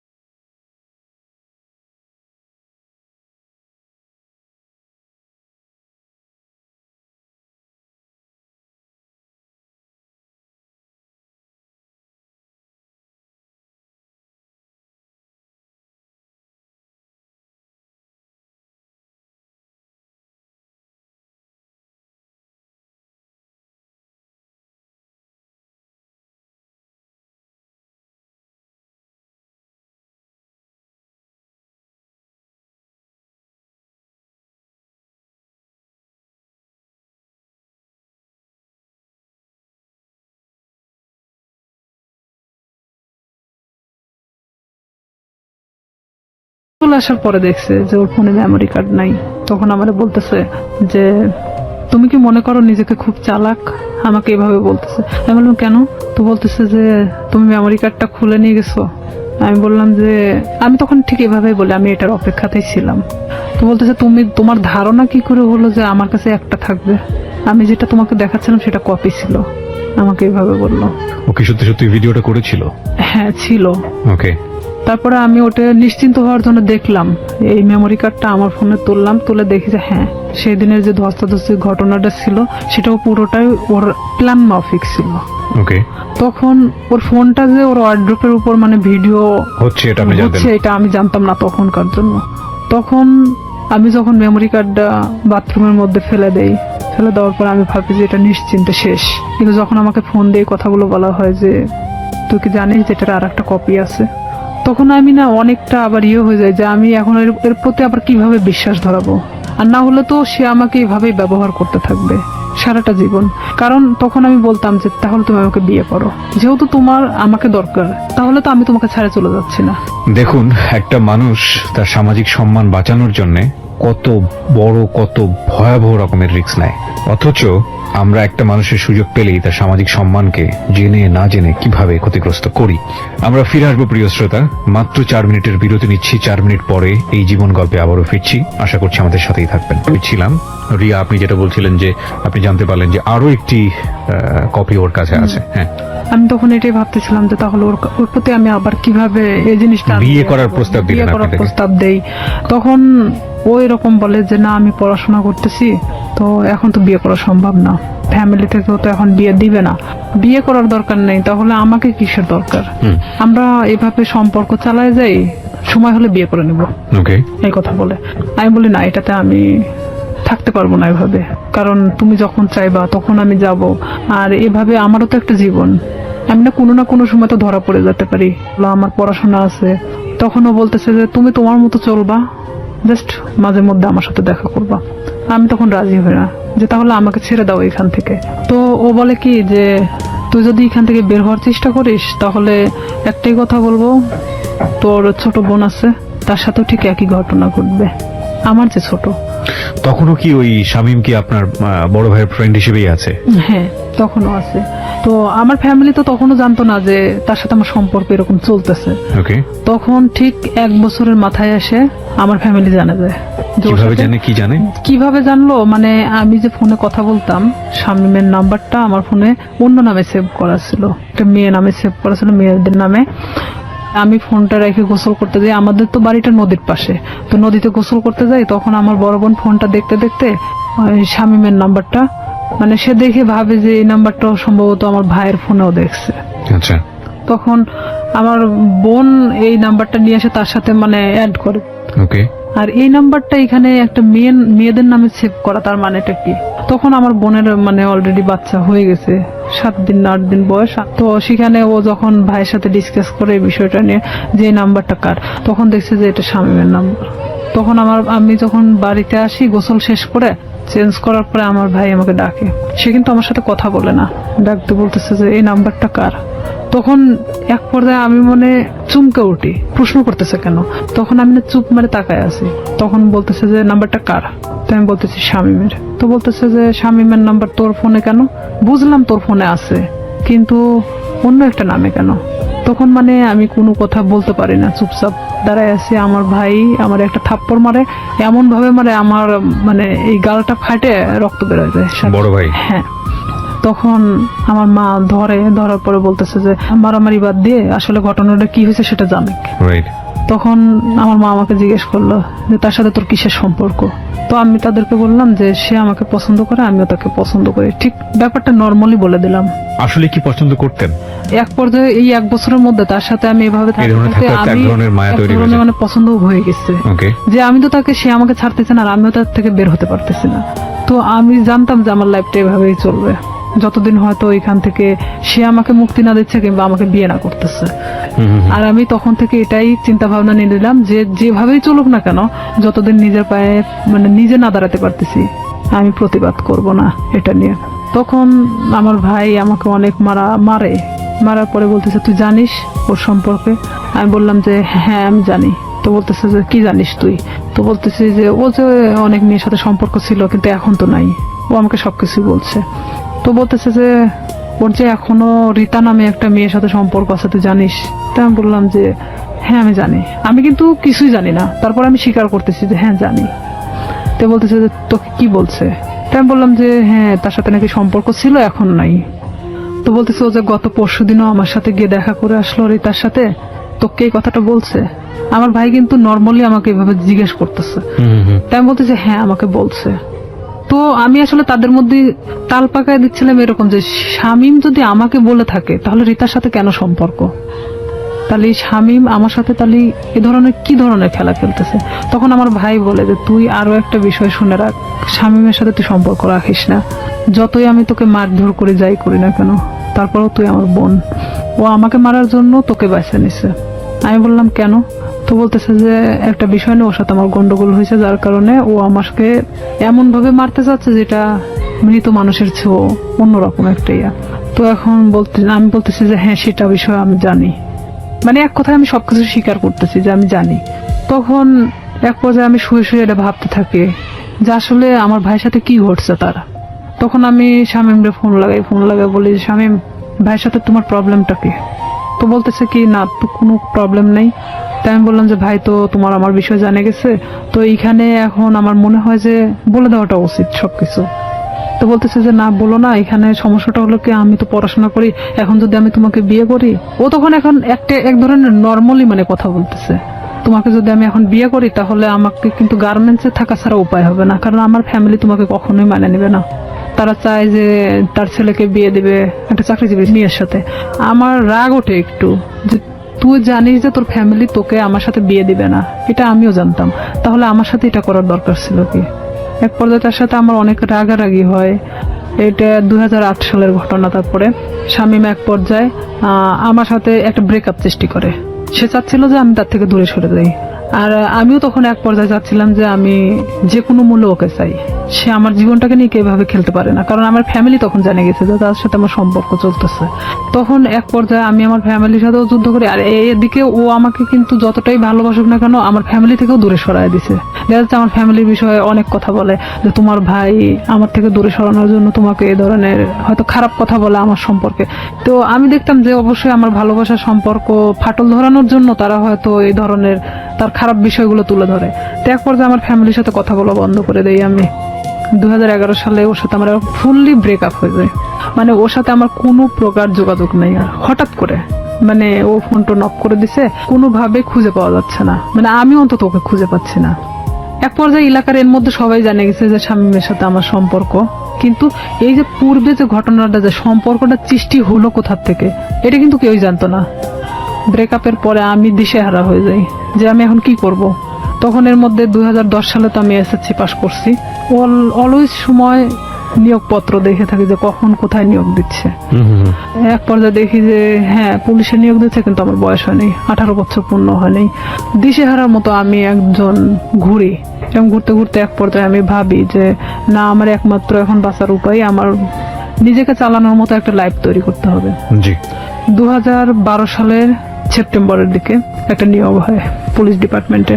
এর মধ্যে কিন্তু শামীমের সাথে আমার কোনো প্রকার যোগাযোগ নেই, কোনো প্রকার সম্পর্ক নাই। আর ওকে, কিন্তু মনের মধ্যে ভয়টা কাজ করে, না জানি কখন ভিডিওটা পাবলিশ করে দেয়, তাই কি? নাকি ও ভিডিওটার বিষয়টাও ছিল। আর একটা কথা যে এক পর্যায়ে আমি ওকে ভালোবেসে ফেলছিলাম। আর একটা বিষয় যে আমার এটা চিন্তা ছিল যে তুই যদি ভিডিওটা ফ্ল্যাশ করিস অন্তত আমি তোর গলায় ঝুলে যাব। আমি জানতাম যে তারপরে পাবলিসিটিতে এটা দেখাবে না। ঠিক আছে, তো ওর গলায় ঝুললে আমার কোনো আপত্তি নাই, ও যদি করে তো তখন তো আমি পুরোটাই এখন ওর গলায় ঝুলার জন্য মানে প্রস্তুত। এই জন্যই বলি জীবন নাটকের চেয়েও নাটকীয়। আমরা যে সরল রৈখিক চিন্তাটা করছিলাম, চিন্তা করে দেখুন এই যে ভিডিওটা নিয়ে স্বাভাবিকভাবে আমাদের যে চিন্তাটা এবং এই চিন্তার সাথে ওর চিন্তারও একটা মিল আমরা পাচ্ছিলাম, কিন্তু কিভাবে এটা টুইস্ট করলো। হিন্দি সিরিয়াল আসলে দেখার দরকার নাই। আমার মনে হয় যে নিজের এক একটা এরকম জীবন গল্প যদি জানা যায়, এটা সিরিয়ালের চেয়ে অনেক ভয়াবহ কিছু। ওকে, এটা ভাবতেছি যে ওর গলায় ঝুলে দেবো। তখন ও চাচ্ছে কি যে ভিডিওটা আমি কখনো ফ্ল্যাশ করবো না। ও নিজেই মানে ভিডিওটাকে শেষ করে দিছে, এমনকি আমার নাম্বার টাম্বার সবকিছু ওর থেকে শেষ করে দিছে।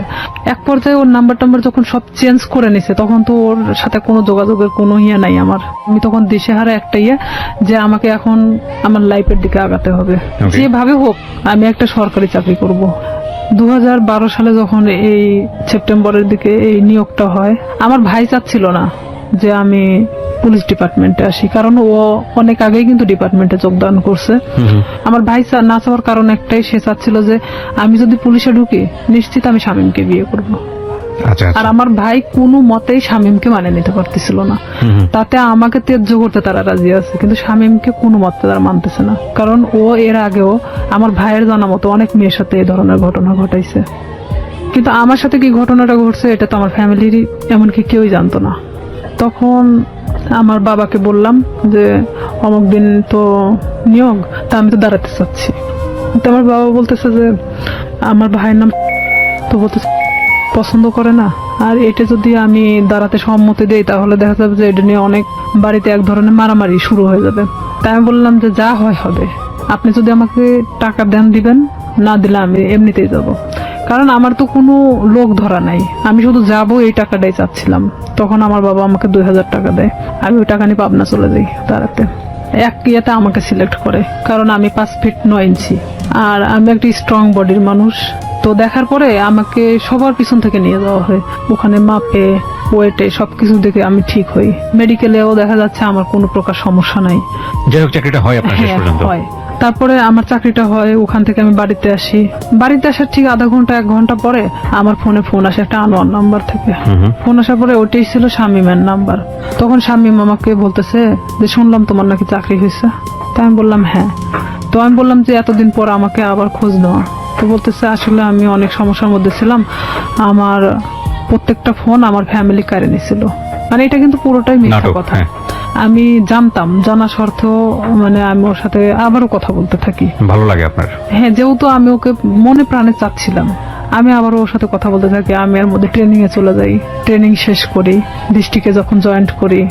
এর মধ্যে ব্যারাক সিস্টেম, ব্যারাকে কিন্তু আমরা একটা ব্যারাকে অনেক মানুষ থাকি, সেখানে আপনি ফোন এখানে রেখে যেতে পারেন, বাথরুমে যাচ্ছেন, কোনো একটা কাজে বাইরে যাচ্ছেন, ফোনটা রেখে গেছেন। তো এখানে আমার পাশের বেডের একটা মেয়ে এই শামীমের নাম্বারটা নিছে, আমি জানতাম না।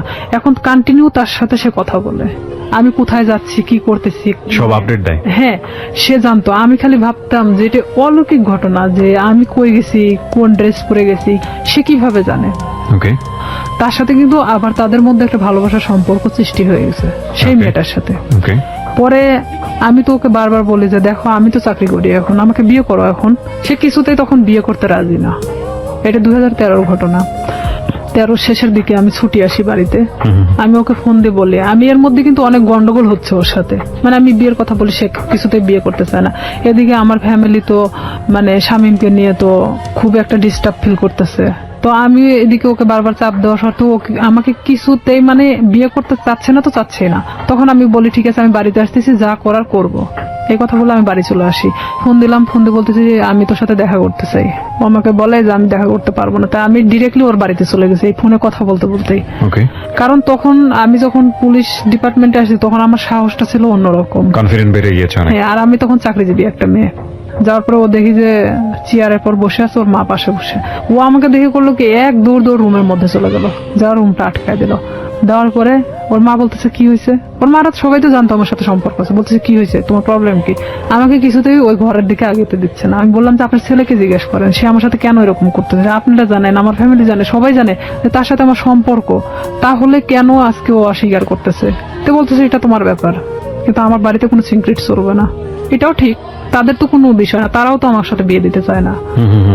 তখন আমি নিরুপায় হয়ে ওখান থেকে বের হয়ে চলে আসি। আসার পর বাড়িতে আসার পরে আমি অনেক অসুস্থ হয়ে যাই।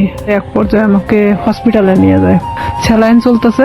এর মধ্যে আমি যে ডিস্ট্রিক্টে চাকরি করতাম ওখান থেকে একটা মেয়ের ফোন আসে, আমার পাশের বেডের একটা মেয়ের ফোন আসে। বলতেছে যে শামীম কোথায়। তাই আমি বলছি শামীম কোথায় মানে। তো বলতেছে যে হ্যাঁ, জিজ্ঞেস করলাম। তাই তো বললাম যে জানি না ও কই আছে। তো বলতেছে যে ও কিন্তু এখানে আসছে আমাকে সাথে দেখা করতে। তাই আমি বললাম আপনি কই থেকে জানলেন। তো বলতেছে আমি ওর সাথেই ছিলাম, আমাকে নিয়ে গেছিল, কিন্তু ও জানে না যে আসলে আমি তাকে চিনি। কারণ চিনার কারণ হলো তার ছবি আমি তাকে দেখাইছিলাম।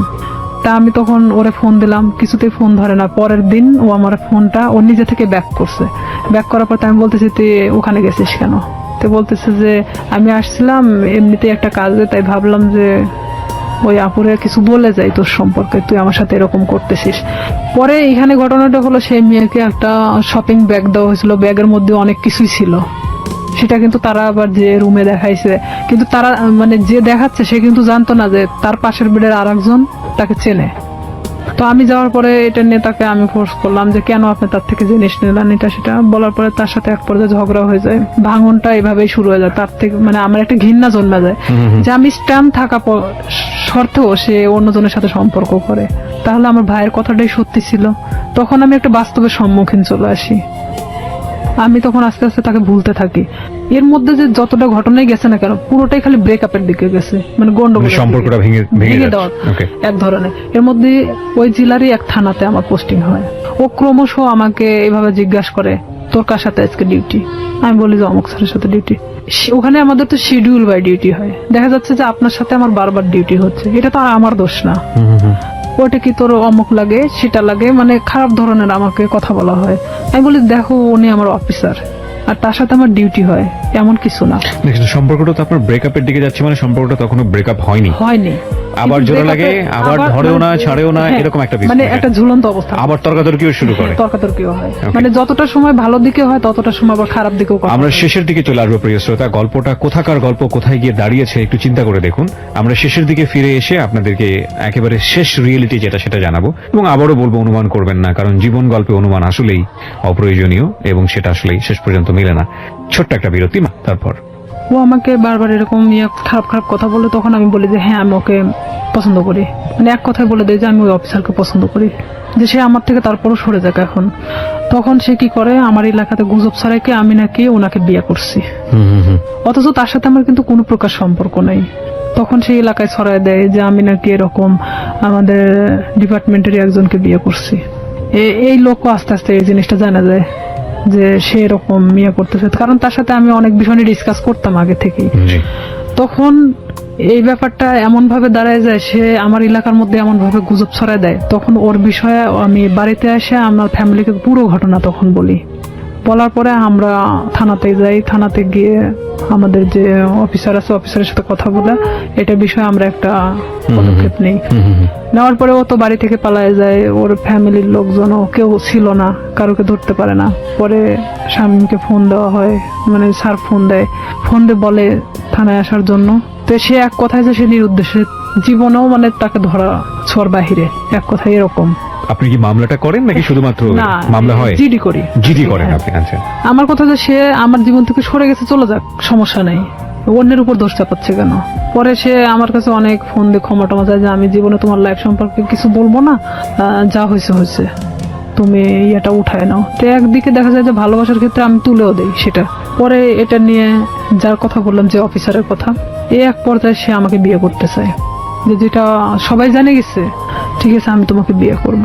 সে কিন্তু ডাইরেক্ট সাব ইন্সপেক্টর। আমি জানতাম যে সে বিবাহিত না, সে এতদিনও আমাকে কিন্তু বলতো সে বিবাহিত না। ওকে, যেই ভদ্রলোকের কথা আপনি বলছেন তার সঙ্গে আপনার একটা রটনা চারদিকে হয়েছিল। চারদিকে মানে এটা শুধু শামীম ঘটাইছিল। ওকে, তো উনি রাজি হয়েছিলেন এক পর্যায়ে আপনাকে বিয়ে করার রাজি জন্য? হয়েছিলেন এইভাবে যে তার সাথে আমার এর মধ্যে কিছুটা মানে সম্পর্ক এভাবে গড়ে ওঠে যে শামীম যখন এভাবে ছড়াচ্ছিল, তখন আমার ডিপার্টমেন্টাল দিক থেকেও ওই যে মেয়েটার সাথে ওর কানেকশন ছিল, সে আবার আমার ডিপার্টমেন্টে এভাবে ছড়াচ্ছে যে আমি তাকে বিয়ে করছি। তা আমার ডিপার্টমেন্টে অনেকেই জানতো যে আমি তাকে বিয়ে করে ফেলছি। তো সেখানে দেখা যাচ্ছে সে আমাকে এক কথায় বলে দেয় যে যেটা ঘটে গেছে, তাহলে আমি তোমাকে বিয়ে করবো। ওকে, সে আমাকে আপনি বিয়ে করেন এক পর্যায়ে? এক পর্যায়ে আমি তাকে আমার ফ্যামিলির অনুমতি নিয়ে বিয়ে করি। আমি বলি আপনার জন্য একটা ভালোই প্রস্তাব ছিল আমি বলবো। আমার ফ্যামিলি বলে যে হ্যাঁ ঠিক আছে, পছন্দ হলে বিয়ে করাটাই ভালো হবে, যেহেতু এটা গুজব ছড়াই গেছে। তখন আমি তাকে বলে যে ঠিক আছে ফ্যামিলিগতভাবে আমরা বিয়ে করবো। সে বলে যে আমরা এখন এভাবে তো ছুটি পাই না, তা আমরা নিজে নিজে করে নিই, পরে আমরা ফ্যামিলিগতভাবে ইয়ে করে নেব। তো এখানে আমি কিন্তু সেটা রাজি হয়ে যাই। ঠিক তার 1.5 মাস থেকে 2 মাসের মাথায় আমি জানতে পারি সে বিবাহিত, তার বাচ্চা বলছে। তখন আপনি বিয়ের আগে তাকে জিজ্ঞাসা করেননি? আমি জিজ্ঞেস করছি অনেকবার, কিন্তু বিয়ের আগে ওইভাবে আমি অতটা ক্লোজ ছিলাম না। ও কি বলেছে যে না আমি বিবাহিত না? না, ও অনেকবার স্বীকার করছে যে আমি বিবাহিত না। তো জানলেন, আপনি জানার পর আমি তখন অনেকটাই কষ্ট পাই। কষ্ট পাওয়ার পর কষ্ট পাবেন কি? আমি তো যতদূর জানি যে এটা একটা মানে মারাত্মক রকমের আইন ভঙ্গন, এবং হ্যাঁ, পুলিশের এত বড় একটা অনেক পোস্টে বড়। থেকে সে এই ধরনের কাজ করেছে মানে তো তার ক্লোজ হয়ে যাওয়ার অনেক কথা। কষ্ট পাই। কষ্ট পাওয়ার পরে ওকে আমি বলি যে এটা আমার সাথে করার কি দরকার ছিল। বাট সাহসটা পাই কিভাবে? হ্যাঁ, সে সাহসটা পাইছে এভাবেই যে একটা ছেলে আমাকে এভাবে হ্যারাস করতেছে, তার সম্পর্কে তো আমি তার সাথে ডিসকাস করতাম। সেটা তো অন্য হিসাব, এটা তো ইনফর্মাল হিসাব, কিন্তু ফর্মালি তো যদি যায় তাহলে তো চাকরি ফর্মালিটি থাকবে হিসাবে না। সে এটাই ভাবতেছিল মেয়েটা তো এত কিছুর পরেও যেহেতু প্রকাশ করে নাই, তাহলে আমার ব্যাপারটাও হয়তো ওইভাবে প্রকাশ করবে না। ওকে, তার কিন্তু মধ্যে ফার্স্ট ওয়াইফ তো ঝামেলা করতে পারে, কনফিডেন্স এরকম ছিল। আচ্ছা। তখন এরকম যখন আমি দেখলাম যে না, আইনার সাথে আমার সংসার করা সম্ভব না, তখন আমি কিভাবে আমার ফ্যামিলিকে বলবো আবার যে আমি বিয়ে করার পরে এখন সংসার করতে চাচ্ছি না। না, সম্ভব না কেন ভাবলেন? শুধু এই বিয়েটা সম্ভব না মিথ্যার মানে কারণে? তার বাচ্চা আছে, 2টা বাচ্চা, অলরেডি 2টা বাচ্চা তার। ওয়াইফের সঙ্গে কথা হয়েছিল তার প্রথম ওয়াইফের সাথে আমি কথা বলছি। কি বলেন উনি? প্রথম ওয়াইফ জানতো বিষয়টা? ওনার প্রথম ওয়াইফ জানতো বিষয়টা কিরকম। ইনার সাথে যখন সম্পর্কটা হয়, বাট বিয়ে না এমনিতেই, তখন উনি আমাকে বলতো আমার ভাবির সাথে কথা বলো। আপনাকে ওনার ভবিষ্যতে হ্যাঁ, কথা বলতো? মানে ওনার ভাবি, মানে For what? ওনার কেন কথা বলতো? ওয়াইফ ওনার ভাবি সাজতো। তাহলে কি এখানে দেখা যাচ্ছে না যে ওনার ওয়াইফ ব্যাপারটা জানতো? ওকে, ব্যাপারটা শুধু আমি জানতাম না। ভাবির সঙ্গে কি বিষয়ে কথা বলতেন? ভাবির বিয়ের সঙ্গে বিষয়ে কিভাবে কথা বলতেন? বিষয়ে কথা বলতাম, আমি বলতাম যে আমি তোকে পছন্দ করি। বলে যে হ্যাঁ পছন্দ, সে তো আমাকে বলে যে তুমি ওকে পছন্দ করো। মানে অনেক বিষয় নিয়ে, আসল কথা এক কথা যে একটা প্রেমিক প্রেমিকার মধ্যে একটা ভাবি আসলে যা হয়, সেসব কিছু একটা ওয়াইফ হলে তো কখনো মানা সম্ভব না আমার মতে। মানে ওনার ওয়াইফের সঙ্গে কথা হতো ঠিকই, কিন্তু আসলে আমি জানতাম ওনার ভাবি, ওনার ভাবি হিসেবে, এবং উনিও সেটাই বলতো যে আমি ওনার ভাবি হই। ওনার বাচ্চাদের সাথে আমি কথা বলতাম, কারণ আমি জানতাম যে ওনার ভাইয়ের বাচ্চা এগুলো। এক পর্যায়ে সে যখন আমি সংসার করব না, তখন বলে যে কেন করবা না, আমি কি এমন একটা কথাই তো ভুল বলছি, তো আমার তো তোমাকে পালার মতো সামর্থ্য আছে, এটা সেটা আমাকে অনেক কিছু বোঝায়। তাই আমি বলি ঠিক আছে, তাহলে আমি বাচ্চা কাচ্চা নিয়ে নিই, যেহেতু আমারও তো একটা লাইফ আছে। সে বলে যে না এখন বাচ্চা নিতে হবে না, এটা সেটা, মানে সে কোনো প্রকার আমাকে বাচ্চা নিতে দিবে না। তার মানে তখন কি আমি এটা বুঝবো না যে আমার লাইফের যত টাকা পয়সা আছে তারা আমার দিক গ্রাস করানোর চেষ্টা করতেছে? ক্রমশ সে আমার দিকে মানে টাকা পয়সা সবকিছু থেকে মানে আমার থেকে চাইতে শুরু করে। সে আমাকে দেওয়ার দূরের কথা, সে নিজেই আমার থেকে নিতে শুরু করে। ব্রেকআপ হতে হতে হতে হতে এখন লাস্ট পর্যায়ে আমাদের টোটালি ব্রেকআপ হয়ে গেছে। ওকে, এই পর্যায়ে সেই ব্রেকআপের পরে স্বামী মাসে করতেছে কি, আমার বিভিন্ন ফেসবুক আইডি খুলতেছে, বিভিন্ন ছবি আপডেট করতেছে, মানে যেখানে আমি কখনো ফেসবুক চালাই না সেখানে দেখা যাচ্ছে ফেসবুক চালানো হচ্ছে।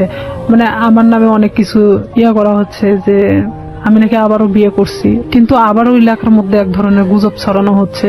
অনেক কিছু আমাকে একদিক থেকে শামীম আবারও চাপের মুখে রাখছে। মানে মাঝখানের জীবনটা ছিল একরকম, আর ফার্স্ট লাইফ আর এই লাস্ট লাইফটা আবার আগের মতো। ওকে, তো এখানে আমি শামীমকে অনেক ফোর্স করি যে দেখ, আগে তো আমি অনেক নিরীহ একটা মানুষ ছিলাম, কিন্তু আমি আমার সার্ভিস লাইফ 5 বছর, এখন কিন্তু উঠে দাঁড়ানোর মতো শক্তি আমার আছে। তো আমার সাথে এমন কোনো কিছু করো না যেটাতে তোমারও ক্ষতি হবে বাট সবার ক্ষতি হবে। সো রাইট নাও আপনি যেটা বলছেন যে আপনি যাকে বিয়ে করলেন তার সঙ্গে আপনার ডিভোর্স, হ্যাঁ, এখন ডিভোর্স থেকে আপনি দিয়ে দিয়েছেন? হ্যাঁ, আমি নিজে আপনি কোনো আইনি অ্যাকশনও নেননি? আসলে কি নিব, নিয়ে লাভটা কি? আমি এটা করছিলাম যে তার নামে আমি জিডি করছিলাম, মামলা করার মানে সিদ্ধান্ত নিয়েছিলাম আমার ফ্যামিলি থেকে। পরে মানে যখন আমার ফ্যামিলি, আমার বড় জ্যাঠা বলে যে যা হবার তা তো হয়ে গেছে, এই জিডি মামলা মোকদ্দমা, তারা আসলে এক ধরনের সরল সোজা মানুষ, তারা চাচ্ছে যে আসলে এগুলো করার কি দরকার, যা হবার তা তো হয়ে গেছে। ওকে, সেখানে তো মামলার দিক থেকে দেখা যাচ্ছে যে সে আমাকে মিথ্যা বলে হয়তো আমাকে বিয়ে করছে, কিন্তু তারপর থেকে তো আমাকে সে মানে ছাড়তে চাচ্ছে না। মানে বিষয়টা জটিল আকার ধারণ করতে সবকিছু মিলিয়ে, এই জন্য আপনি আর আবার পরবর্তীতে আগান এখানে দেখা যাচ্ছে যে আমার লাইফেও অনেক ক্ষতি হয়ে যেত, যে ওনার ওয়াইফ যদি টোটালি না করতে যায়, তার সাথে আমার কোনো যোগাযোগ হয়নি, তাহলে সেক্ষেত্রে আপনি তাহলে প্রবলেমে সেক্ষেত্রে পড়তেন। উনি যদি আমাকে বিভাগীয় একটা মামলা দিত, আমি থাকতে আমার হাজবেন্ডকে সে ফুসলিয়ে বিয়ে করছে, তার হাজবেন্ডও হয়তো এই কথা বলে উঠতো যে আমাকে সে ফুসলাইছিল, কারণ তাহলে সেটার সেক্ষেত্রে কোনো আপনি প্রমাণ নাই। বিপদে পড়তেন। তো সেখানে দেখা যাচ্ছে যে আমার কথাগুলো ভিত্তিহীন ছিল। আমি সবকিছু ভাবে আবারও সেখান থেকে সবকিছু ক্লোজ করে চলে আসছি। এরপরেই কি আপনার পিছনে স্বামী আবার দৌড়াদৌড়ি শুরু করে? হ্যাঁ, এখন ও আবারও আমার পিছনে। ওকে বিয়ে শাদী করেনি? ও বিয়ে করছে, বিয়ে করার পর বউ ছাড়া দিছে, তারপরে আবার আপনার পিছনে? হ্যাঁ, এখন ও চাচ্ছে যে আমি। এখন কি করছে? ফেসবুকে আপনার নামে স্ক্যান্ডাল তৈরি করার চেষ্টা করছে। ফেসবুকে স্ক্যান্ডাল তৈরি করাটা খুব সহজ এই কারণে যে আমরা যারা সাধারণ মানুষ আছি, যারা এই অনুষ্ঠানটা শুনছেন, বিশেষ করে তাদের মধ্যে অনেকেই আছেন তারা খুব সহজ সরল। তারা একটা স্ক্রিনশট দেখলেই মনে করেন যে না জানি কি আছে এর মধ্যে, এই ঘটনা ছি ছি ছি ছি ছি। যে আমাদের সবার সবারই একটা বড় সমস্যা হচ্ছে আমরা সবাই ফার্স্ট ইমপ্রেশনে চিন্তা করি। ফার্স্ট ইমোশন, রাস্তায় একটা ঘটনা ঘটছে, কেউ একজন মার খাচ্ছে, আপনার মনে হবে সে চুরি করেছে, সে কারণে সে মার খাচ্ছে, এবং দৌড় দিয়ে গিয়ে আপনি দুটো মেরে চলে আসলেন। এই যে মনে হওয়ার ব্যাপারটা, এটা আমাদের first emotion. First emotion maximum টাইমই রং থাকে। আমরা কখনো বিহাইন্ড দ্য রিজন কখনো চিন্তা করি না, কজ কিংবা প্রুফ বিহাইন্ড দ্য রিজন কখনো চিন্তা করি না। একটু ঠান্ডা মাথায় 2 মিনিট ভেবে যে ওটার প্রতি আমাদের রিয়াকশনটা কি হবে সেটা জানাই না। কোনো একটা পোস্ট দেখলাম, ইচ্ছা মতো গালিগালাজ। কিছুদিন আগে, আমি নাম মেনশন করবো না, আমাদের খুব বিখ্যাত প্রিয় একজন ক্রিকেটার তার বোনকে নিয়ে ছবি দিয়েছে ফেসবুকে, সেখানে আস্তাগফিরুল্লাহ, মানে এত বাজে বাজে কমেন্টস। এই যে মেন্টালিটি গুলো না, এই মেন্টালিটি গুলোর প্রধানতম কারণ হচ্ছে আমরা ফেসবুকটাকে খুব হালকা ভাবে নেই। আমরা মনে করি যে এখানে একটা কমেন্টস দিলাম, দিলেই কি না দিলেই কি, এমন একটা জগৎ, এটার সাথে বাস্তবের কোনো যোগাযোগ নেই। কিন্তু এটা ভুল, কারণ দিন দিন এটা এত বেশি ক্রাউডি একটা প্লেস হচ্ছে, এখানে আপনি যেটাই করেন না কেন, যাই করেন না কেন, সেটা কিন্তু একটা ছাপ রেখে দেয়। ভুল করলেও সেটা একটা ছাপ রেখে দেয়, এবং একই সাথে ভালো করলেও সেটা একটা সম্মান বয়ে নিয়ে আসে। আমরা কেউই ভুল শুদ্ধের ঊর্ধ্বে না, কিন্তু এই যে স্ক্যান্ডাল তৈরি করা কিংবা একজনের নামে বদনাম রটানো, একজনকে বিপদে ফেলা, এটা করা ওটা করা, এই ব্যাপারগুলো না খুব সহজেই করা যায়। কারণ আমরা যদি বলি, আমাদের বাঙালি সেন্স এই জিনিসগুলো খুব ইন্টারেস্টিং। আমরা দেখবেন যে খাওয়াস পছন্দ করি। সিম্পল একটা উদাহরণ, মাটি খোঁড়া হচ্ছে, সেখানে 10 জন লোক দাঁড়িয়ে থেকে দেখছে, আপনিও দাঁড়িয়ে থেকে দেখছেন, নতুন কিছু নেই। বাট আমরা খুব কৌতূহল প্রবণ একটা জাতি। তো সেই জায়গাতে যখন এই ধরনের ক্যাওয়াস তৈরি হয়, বিভিন্ন মানুষ সেই ক্যাওয়াস তৈরি করার সুযোগ নেন, কারণ ক্যাওয়াস খুব অতি সহজেই তৈরি করা যায়। তো এই ফেসবুকে স্ক্যান্ডাল করাটা খুবই ইজি, এবং স্ক্যান্ডাল করে ফায়দাও খুব সহজভাবে নেওয়া যায় আর কি। তো আমাদের মতো মানুষ, বিশেষ করে আমাদের রিয়াদের মতো মানুষ, তাদের জন্য, তাদের ফিউচারটাকে নষ্ট করার জন্য এই ধরনের স্ক্যান্ডাল এটা খুব কাজে লাগে। কিন্তু একটা কথা হচ্ছে কি ভাই, দিন শেষে গড জাস্টিফিকেশন বলে একটা ব্যাপার আছে, ঈশ্বরের মার, হ্যাঁ, এবং এটা খুব ভয়াবহ। ঠিক আছে, একজন মানুষকে বিপদে ফেলার জন্য আপনি যদি কোনো চেষ্টা করে থাকেন, তাহলে নিশ্চিতভাবে আপনি ধরে নেন আপনিও সেই বিপদে পড়বেন। আপনি মূলত আজকের এই অনুষ্ঠানে এসেছেন আপনার এই কথাগুলো খুলে বলার জন্য। আপনি একজন ভিকটিম, এবং আপনি তাদের হাতে আইন শৃঙ্খলা রক্ষা করার কাজ, তাদের মধ্যে কাজ করেও আপনি একজন ভিকটিম। আমি একজন victim। এবং আপনার পুরো পরিচয়টা আমি এখানে গোপন রেখেছি। আপনার যে নাম আপনি ব্যবহার করেছেন সেটা ছদ্মনাম আমি বললাম, এবং বাকি যাদের সঙ্গে ওনার সম্পর্ক তাদের কাউকে আমরা এখানে ফ্ল্যাশ করিনি বা এক্সপোজ করিনি। তার প্রধানতম কারণ হচ্ছে আমাদের সামাজিক অবস্থা। প্রচন্ড সম্মান আছে আমাদের যে পুলিশ বাহিনী, তাদের চেষ্টার প্রতি, তাদেরকে আমি রেসপেক্ট করি আমাদের এই অনুষ্ঠান থেকে। সেখান থেকে এসে আপনি সৎ সাহস নিয়ে আজকে এখানে এই বিষয়গুলো বলে গেলেন, এবং আপনি লাস্টে এই কথাটাও বললেন যে শামীমকে বিরত থাকার জন্য, নইলে আপনি বাধ্য হবেন কোন একটা অ্যাকশন নেবার জন্য। অ্যাকশন নিব বলতে নিছি তো অলরেডি অ্যাকশন নিয়ে নিয়েছে। অলরেডি ও আমাকে এমন ভাবে হ্যারাস করতেছে, দেখা যাচ্ছে 2 টাকার নোটের উপর আমার নাম্বার, বিভিন্ন জায়গা থেকে আমাকে ফোন দিচ্ছে। ফোন দিয়ে বলবে কি, কয় টাকা দরকার, কয় টাকা দিয়ে থাকবেন, মানে এই ধরনের আমাকে কমেন্টস করা হচ্ছে। কি অ্যাকশন নিয়েছেন আপনি? ঈদের পরের দিন থানাতে যাওয়ার পরে আমি স্যারকে সব কথা খুলে বলি, মানে আবারও সেই জিডি করা হয়। জিডি মামলা করেন? মামলা আমি আসলে করতে চাই না, যে মামলা করলে আমাকেও যেতে হবে তারিখে তারিখে, বেল পাই যাবে। ও ঠিকই আবার আগের মতো আরো হয়তো ভয়ঙ্কর হতে পারে। তো আমি সাধারণ জিডি করছি এর কারণে যে ওকে বোঝানোর জন্য। তো এখন জিডির কোনো অ্যাকশন কি হয়েছে? হ্যাঁ, আমি ওনার সঙ্গেই ওদের বাড়িতে আসি, মানে আমাকে দেখার পরেই ও বের হয়ে চলে যায়, মানে এমন ভাবে বের হয়ে চলে যায় ওকে, মানে আমি যে দেখা দিচ্ছি দিতে দিতে ও মানে মোটরসাইকেল নিয়ে টান দিয়ে চলে যায়। আচ্ছা, এখানে জিডিটার বিষয়টা আমি যত জানি, জিডিটা একসময় এনকোয়ারি হয়, এবং যদি সত্যতা পায় তাহলে অটোমেটিক্যালি মামলায় রূপ নেয়। মামলার রূপ নেয়, কিন্তু এটা ঘটনাটা হলো কি, যে আমি স্যারকে এভাবে বলছিলাম যে যেহেতু আমার লাইফের পিছনের ঘটনাগুলোতে আমি কোনো অ্যাকশন নেইনি, তো আমি চাচ্ছিলাম যে শুধু এখান থেকে বিরত করার জন্য। এখানে যেহেতু আমার ফ্যামিলি কিন্তু এখন আমার পাশে নাই, এক পর্যায়ে আমি ডিভোর্সের পরে পুরোটাই আমার ফ্যামিলি থেকে ভিন্ন আছি। তো কেউ যেহেতু আমার পাশে নেই, সেখানে তো আর আমার লড়াই করে কোনো লাভ নেই। আমি চাচ্ছি যে সে যেন আমাকে ডিস্টার্বটা না করে, তাহলে তো আমি ফুললি আমার মতো জীবন যাপন করতে পারতেছি না। আমি আমার ফ্যামিলির উপর নির্ভরশীল না, আমি অন্য কারোর উপর। সবাইকে একটা বিষয় সতর্ক করছি, যারা আজকের এই অনুষ্ঠানটা শুনছেন, আমি জানি অনেকেই সতর্ক হবেন না, তারপরও 2-1 তো নিশ্চয়ই হবেন। সেজন্যই বলি, কোনো ধরনের কোনো ডকুমেন্টস বা কাউকে যদি আপনার মনে হয় যে আপনি তাকে হেয় করবেন, যে কোনো ভাবে হোক, সামাজিক ভাবে হেয় করবেন, সেই রকম কোনো ডকুমেন্টস যদি পাবলিকলি আপনি ওপেন করেন, ফেসবুকে হোক বা অন্য যে কোনো কোথাও হোক, আপনি যদি ওপেন করেন without his or her permission, যাকে আপনি এটা ওপেন করছেন, যাকে আপনি এক্সপোজ করছেন, যাই করেন না কেন, আপনি যদি তার অনুমতি ছাড়া এটা করেন, সেটা কিন্তু আইসিটি অ্যাক্টে আপনার এগেইনস্টে খুব কঠিনতম একটা মামলা হয়ে যাবে। এবং আপনার কিন্তু কোনো জাস্টিফিকেশন নাই একটা মানুষকে, সে ভুল করুক বা অন্যায় করুক, নাই করুক, তার কোনো প্রুফ দিয়ে আপনি সেটা ফেসবুকে একটা প্রচারণা চালাবেন। কারণ সামাজিক মর্যাদা যদি ক্ষতি হয়, সেই সামাজিক মর্যাদা ক্ষতির ঘানি কিন্তু আপনাকে টানতে হবে, এবং এগুলো কিন্তু নিয়ম আছে, আইন আছে। সুতরাং কোনো ধরনের মন্তব্য করা থেকে শুরু করে, কাউকে হেয় করা থেকে শুরু করে, এবং ফেসবুকে এমন কোনো কারো বিরুদ্ধে কোনো ডকুমেন্টস, সেটা প্রোপাগান্ডা ছড়ানোর জন্য হোক বা কারো বিরুদ্ধে কোনো ফায়দা নেবার জন্য হোক, যদি আপনারা কখনো এটা করে থাকেন কোনো মেয়ের বিরুদ্ধে, কোনো ছেলের বিরুদ্ধে, যার কোনো বিরুদ্ধে, তার মানে আপনি বিপদে আছেন। সুতরাং এটা প্লিজ করবেন না, কারণ সে যে কোনো মুহূর্তে আপনার এই বিষয়গুলোকে ইস্যু করে আপনার এগেইনস্টে মামলা করতে পারবে। আপনারা যদি মনে হয় এরকম কাজ করে কাউকে সামাজিকভাবে হেয় করবেন, তাহলে মোদ্দা কথা হচ্ছে আপনি নিজে নিজের বিপদ ডেকে নিয়ে আসছেন। সুতরাং সচেতন হন। আজকে হয়তো রিয়া জিডি পর্যন্ত থেমে আছে, কিন্তু আমি বিশ্বাস করি বাংলাদেশের পরিবর্তন আসছে। অনেক রিয়া জিডির কথা চিন্তাও করবে না, তারা সরাসরি মামলা দিয়ে বসবে, এবং এসব বিষয়ে মামলায় কিন্তু বাংলাদেশ সরকার খুবই খুবই খুবই অ্যাক্টিভ। অনেক ধন্যবাদ, আপনি এখানে সাহস করে এসেছেন। আপনার মাধ্যমে একটা মেসেজ আমি আজকে সবাইকে দিতে চাইলাম, এবং সেটা মনে হয় অনেকেই পেয়েছেন। আমরা সবসময় একটা কথা বলবো যে একজনের জীবন গল্প আরেকজনের শিক্ষা হোক। কাউকে কোনোভাবেই ছোট করাটা আমাদের মূল উদ্দেশ্য নয়, এবং মূল টার্গেটটাই হবে সে যেই হোক না কেন, তাকে আলটিমেটলি সে যদি ভিকটিমও হয়, সে যদি কাউকে অপরাধও করে, তাহলে তাকে সঠিক পথে নিয়ে আসা এবং সেটা সুন্দরভাবে। একটা মানুষকে শাস্তি দেওয়াটাই মূল কথা নয়, একটা মানুষ যাতে শাস্তি না পায় তাকে সুন্দর করে বুঝিয়ে বারবার সেখান থেকে ফিরিয়ে নিয়ে আসা। উনি শামীমের ক্ষেত্রে সেটা করে যাচ্ছেন। শামীমকে শুধু একটা আজকের অনুষ্ঠান থেকে একটা কথাই বলার আছে, সেটা হচ্ছে it is the highest time. আমি জানি আপনি এই অনুষ্ঠানটা শুনতেছেন, আমি আপনাকে রিকোয়েস্ট করব, আমি জানি আপনি সমাজে অনেক ভালো কাজ করেছেন, হয়তো আপনি আপনার ব্যক্তিগত জায়গা থেকে, আমরা সেগুলোকে রেসপেক্ট করি। আপনি ওনার লাইফে যেভাবে লেগে আছেন, সেটা উনি যেটা বললেন সেটা যদি আমরা মেনে নিই যে সত্য, আমি জানি আপনাকে যদি বক্তব্য দিতে দিতাম তাহলে তো আপনার পক্ষ থেকে কোনো বক্তব্য ছিল, কিন্তু যেহেতু আপনারা স্বামী স্ত্রীর সম্পর্কে নাই, সুতরাং দুজনের জায়গা থেকে, ওনার জায়গা থেকে আমি যতটুকু সত্য নিয়েছি, এই জায়গা থেকে শুধু এতটুকুই বলার আছে, আপনি নিজেকে নিবৃত করুন, থামুন এখানেই, নইলে আপনার জন্য ভবিষ্যৎটা হয়তোবা সুখকর হবে না, কারণ উনি এরপরে হয়তো রেগে গিয়ে বড় কোনো স্টেপ নেবেন। আমরা চাই আপনারা সবাই ভালো থাকুন। আজকের মতো শেষ করছি প্রিয়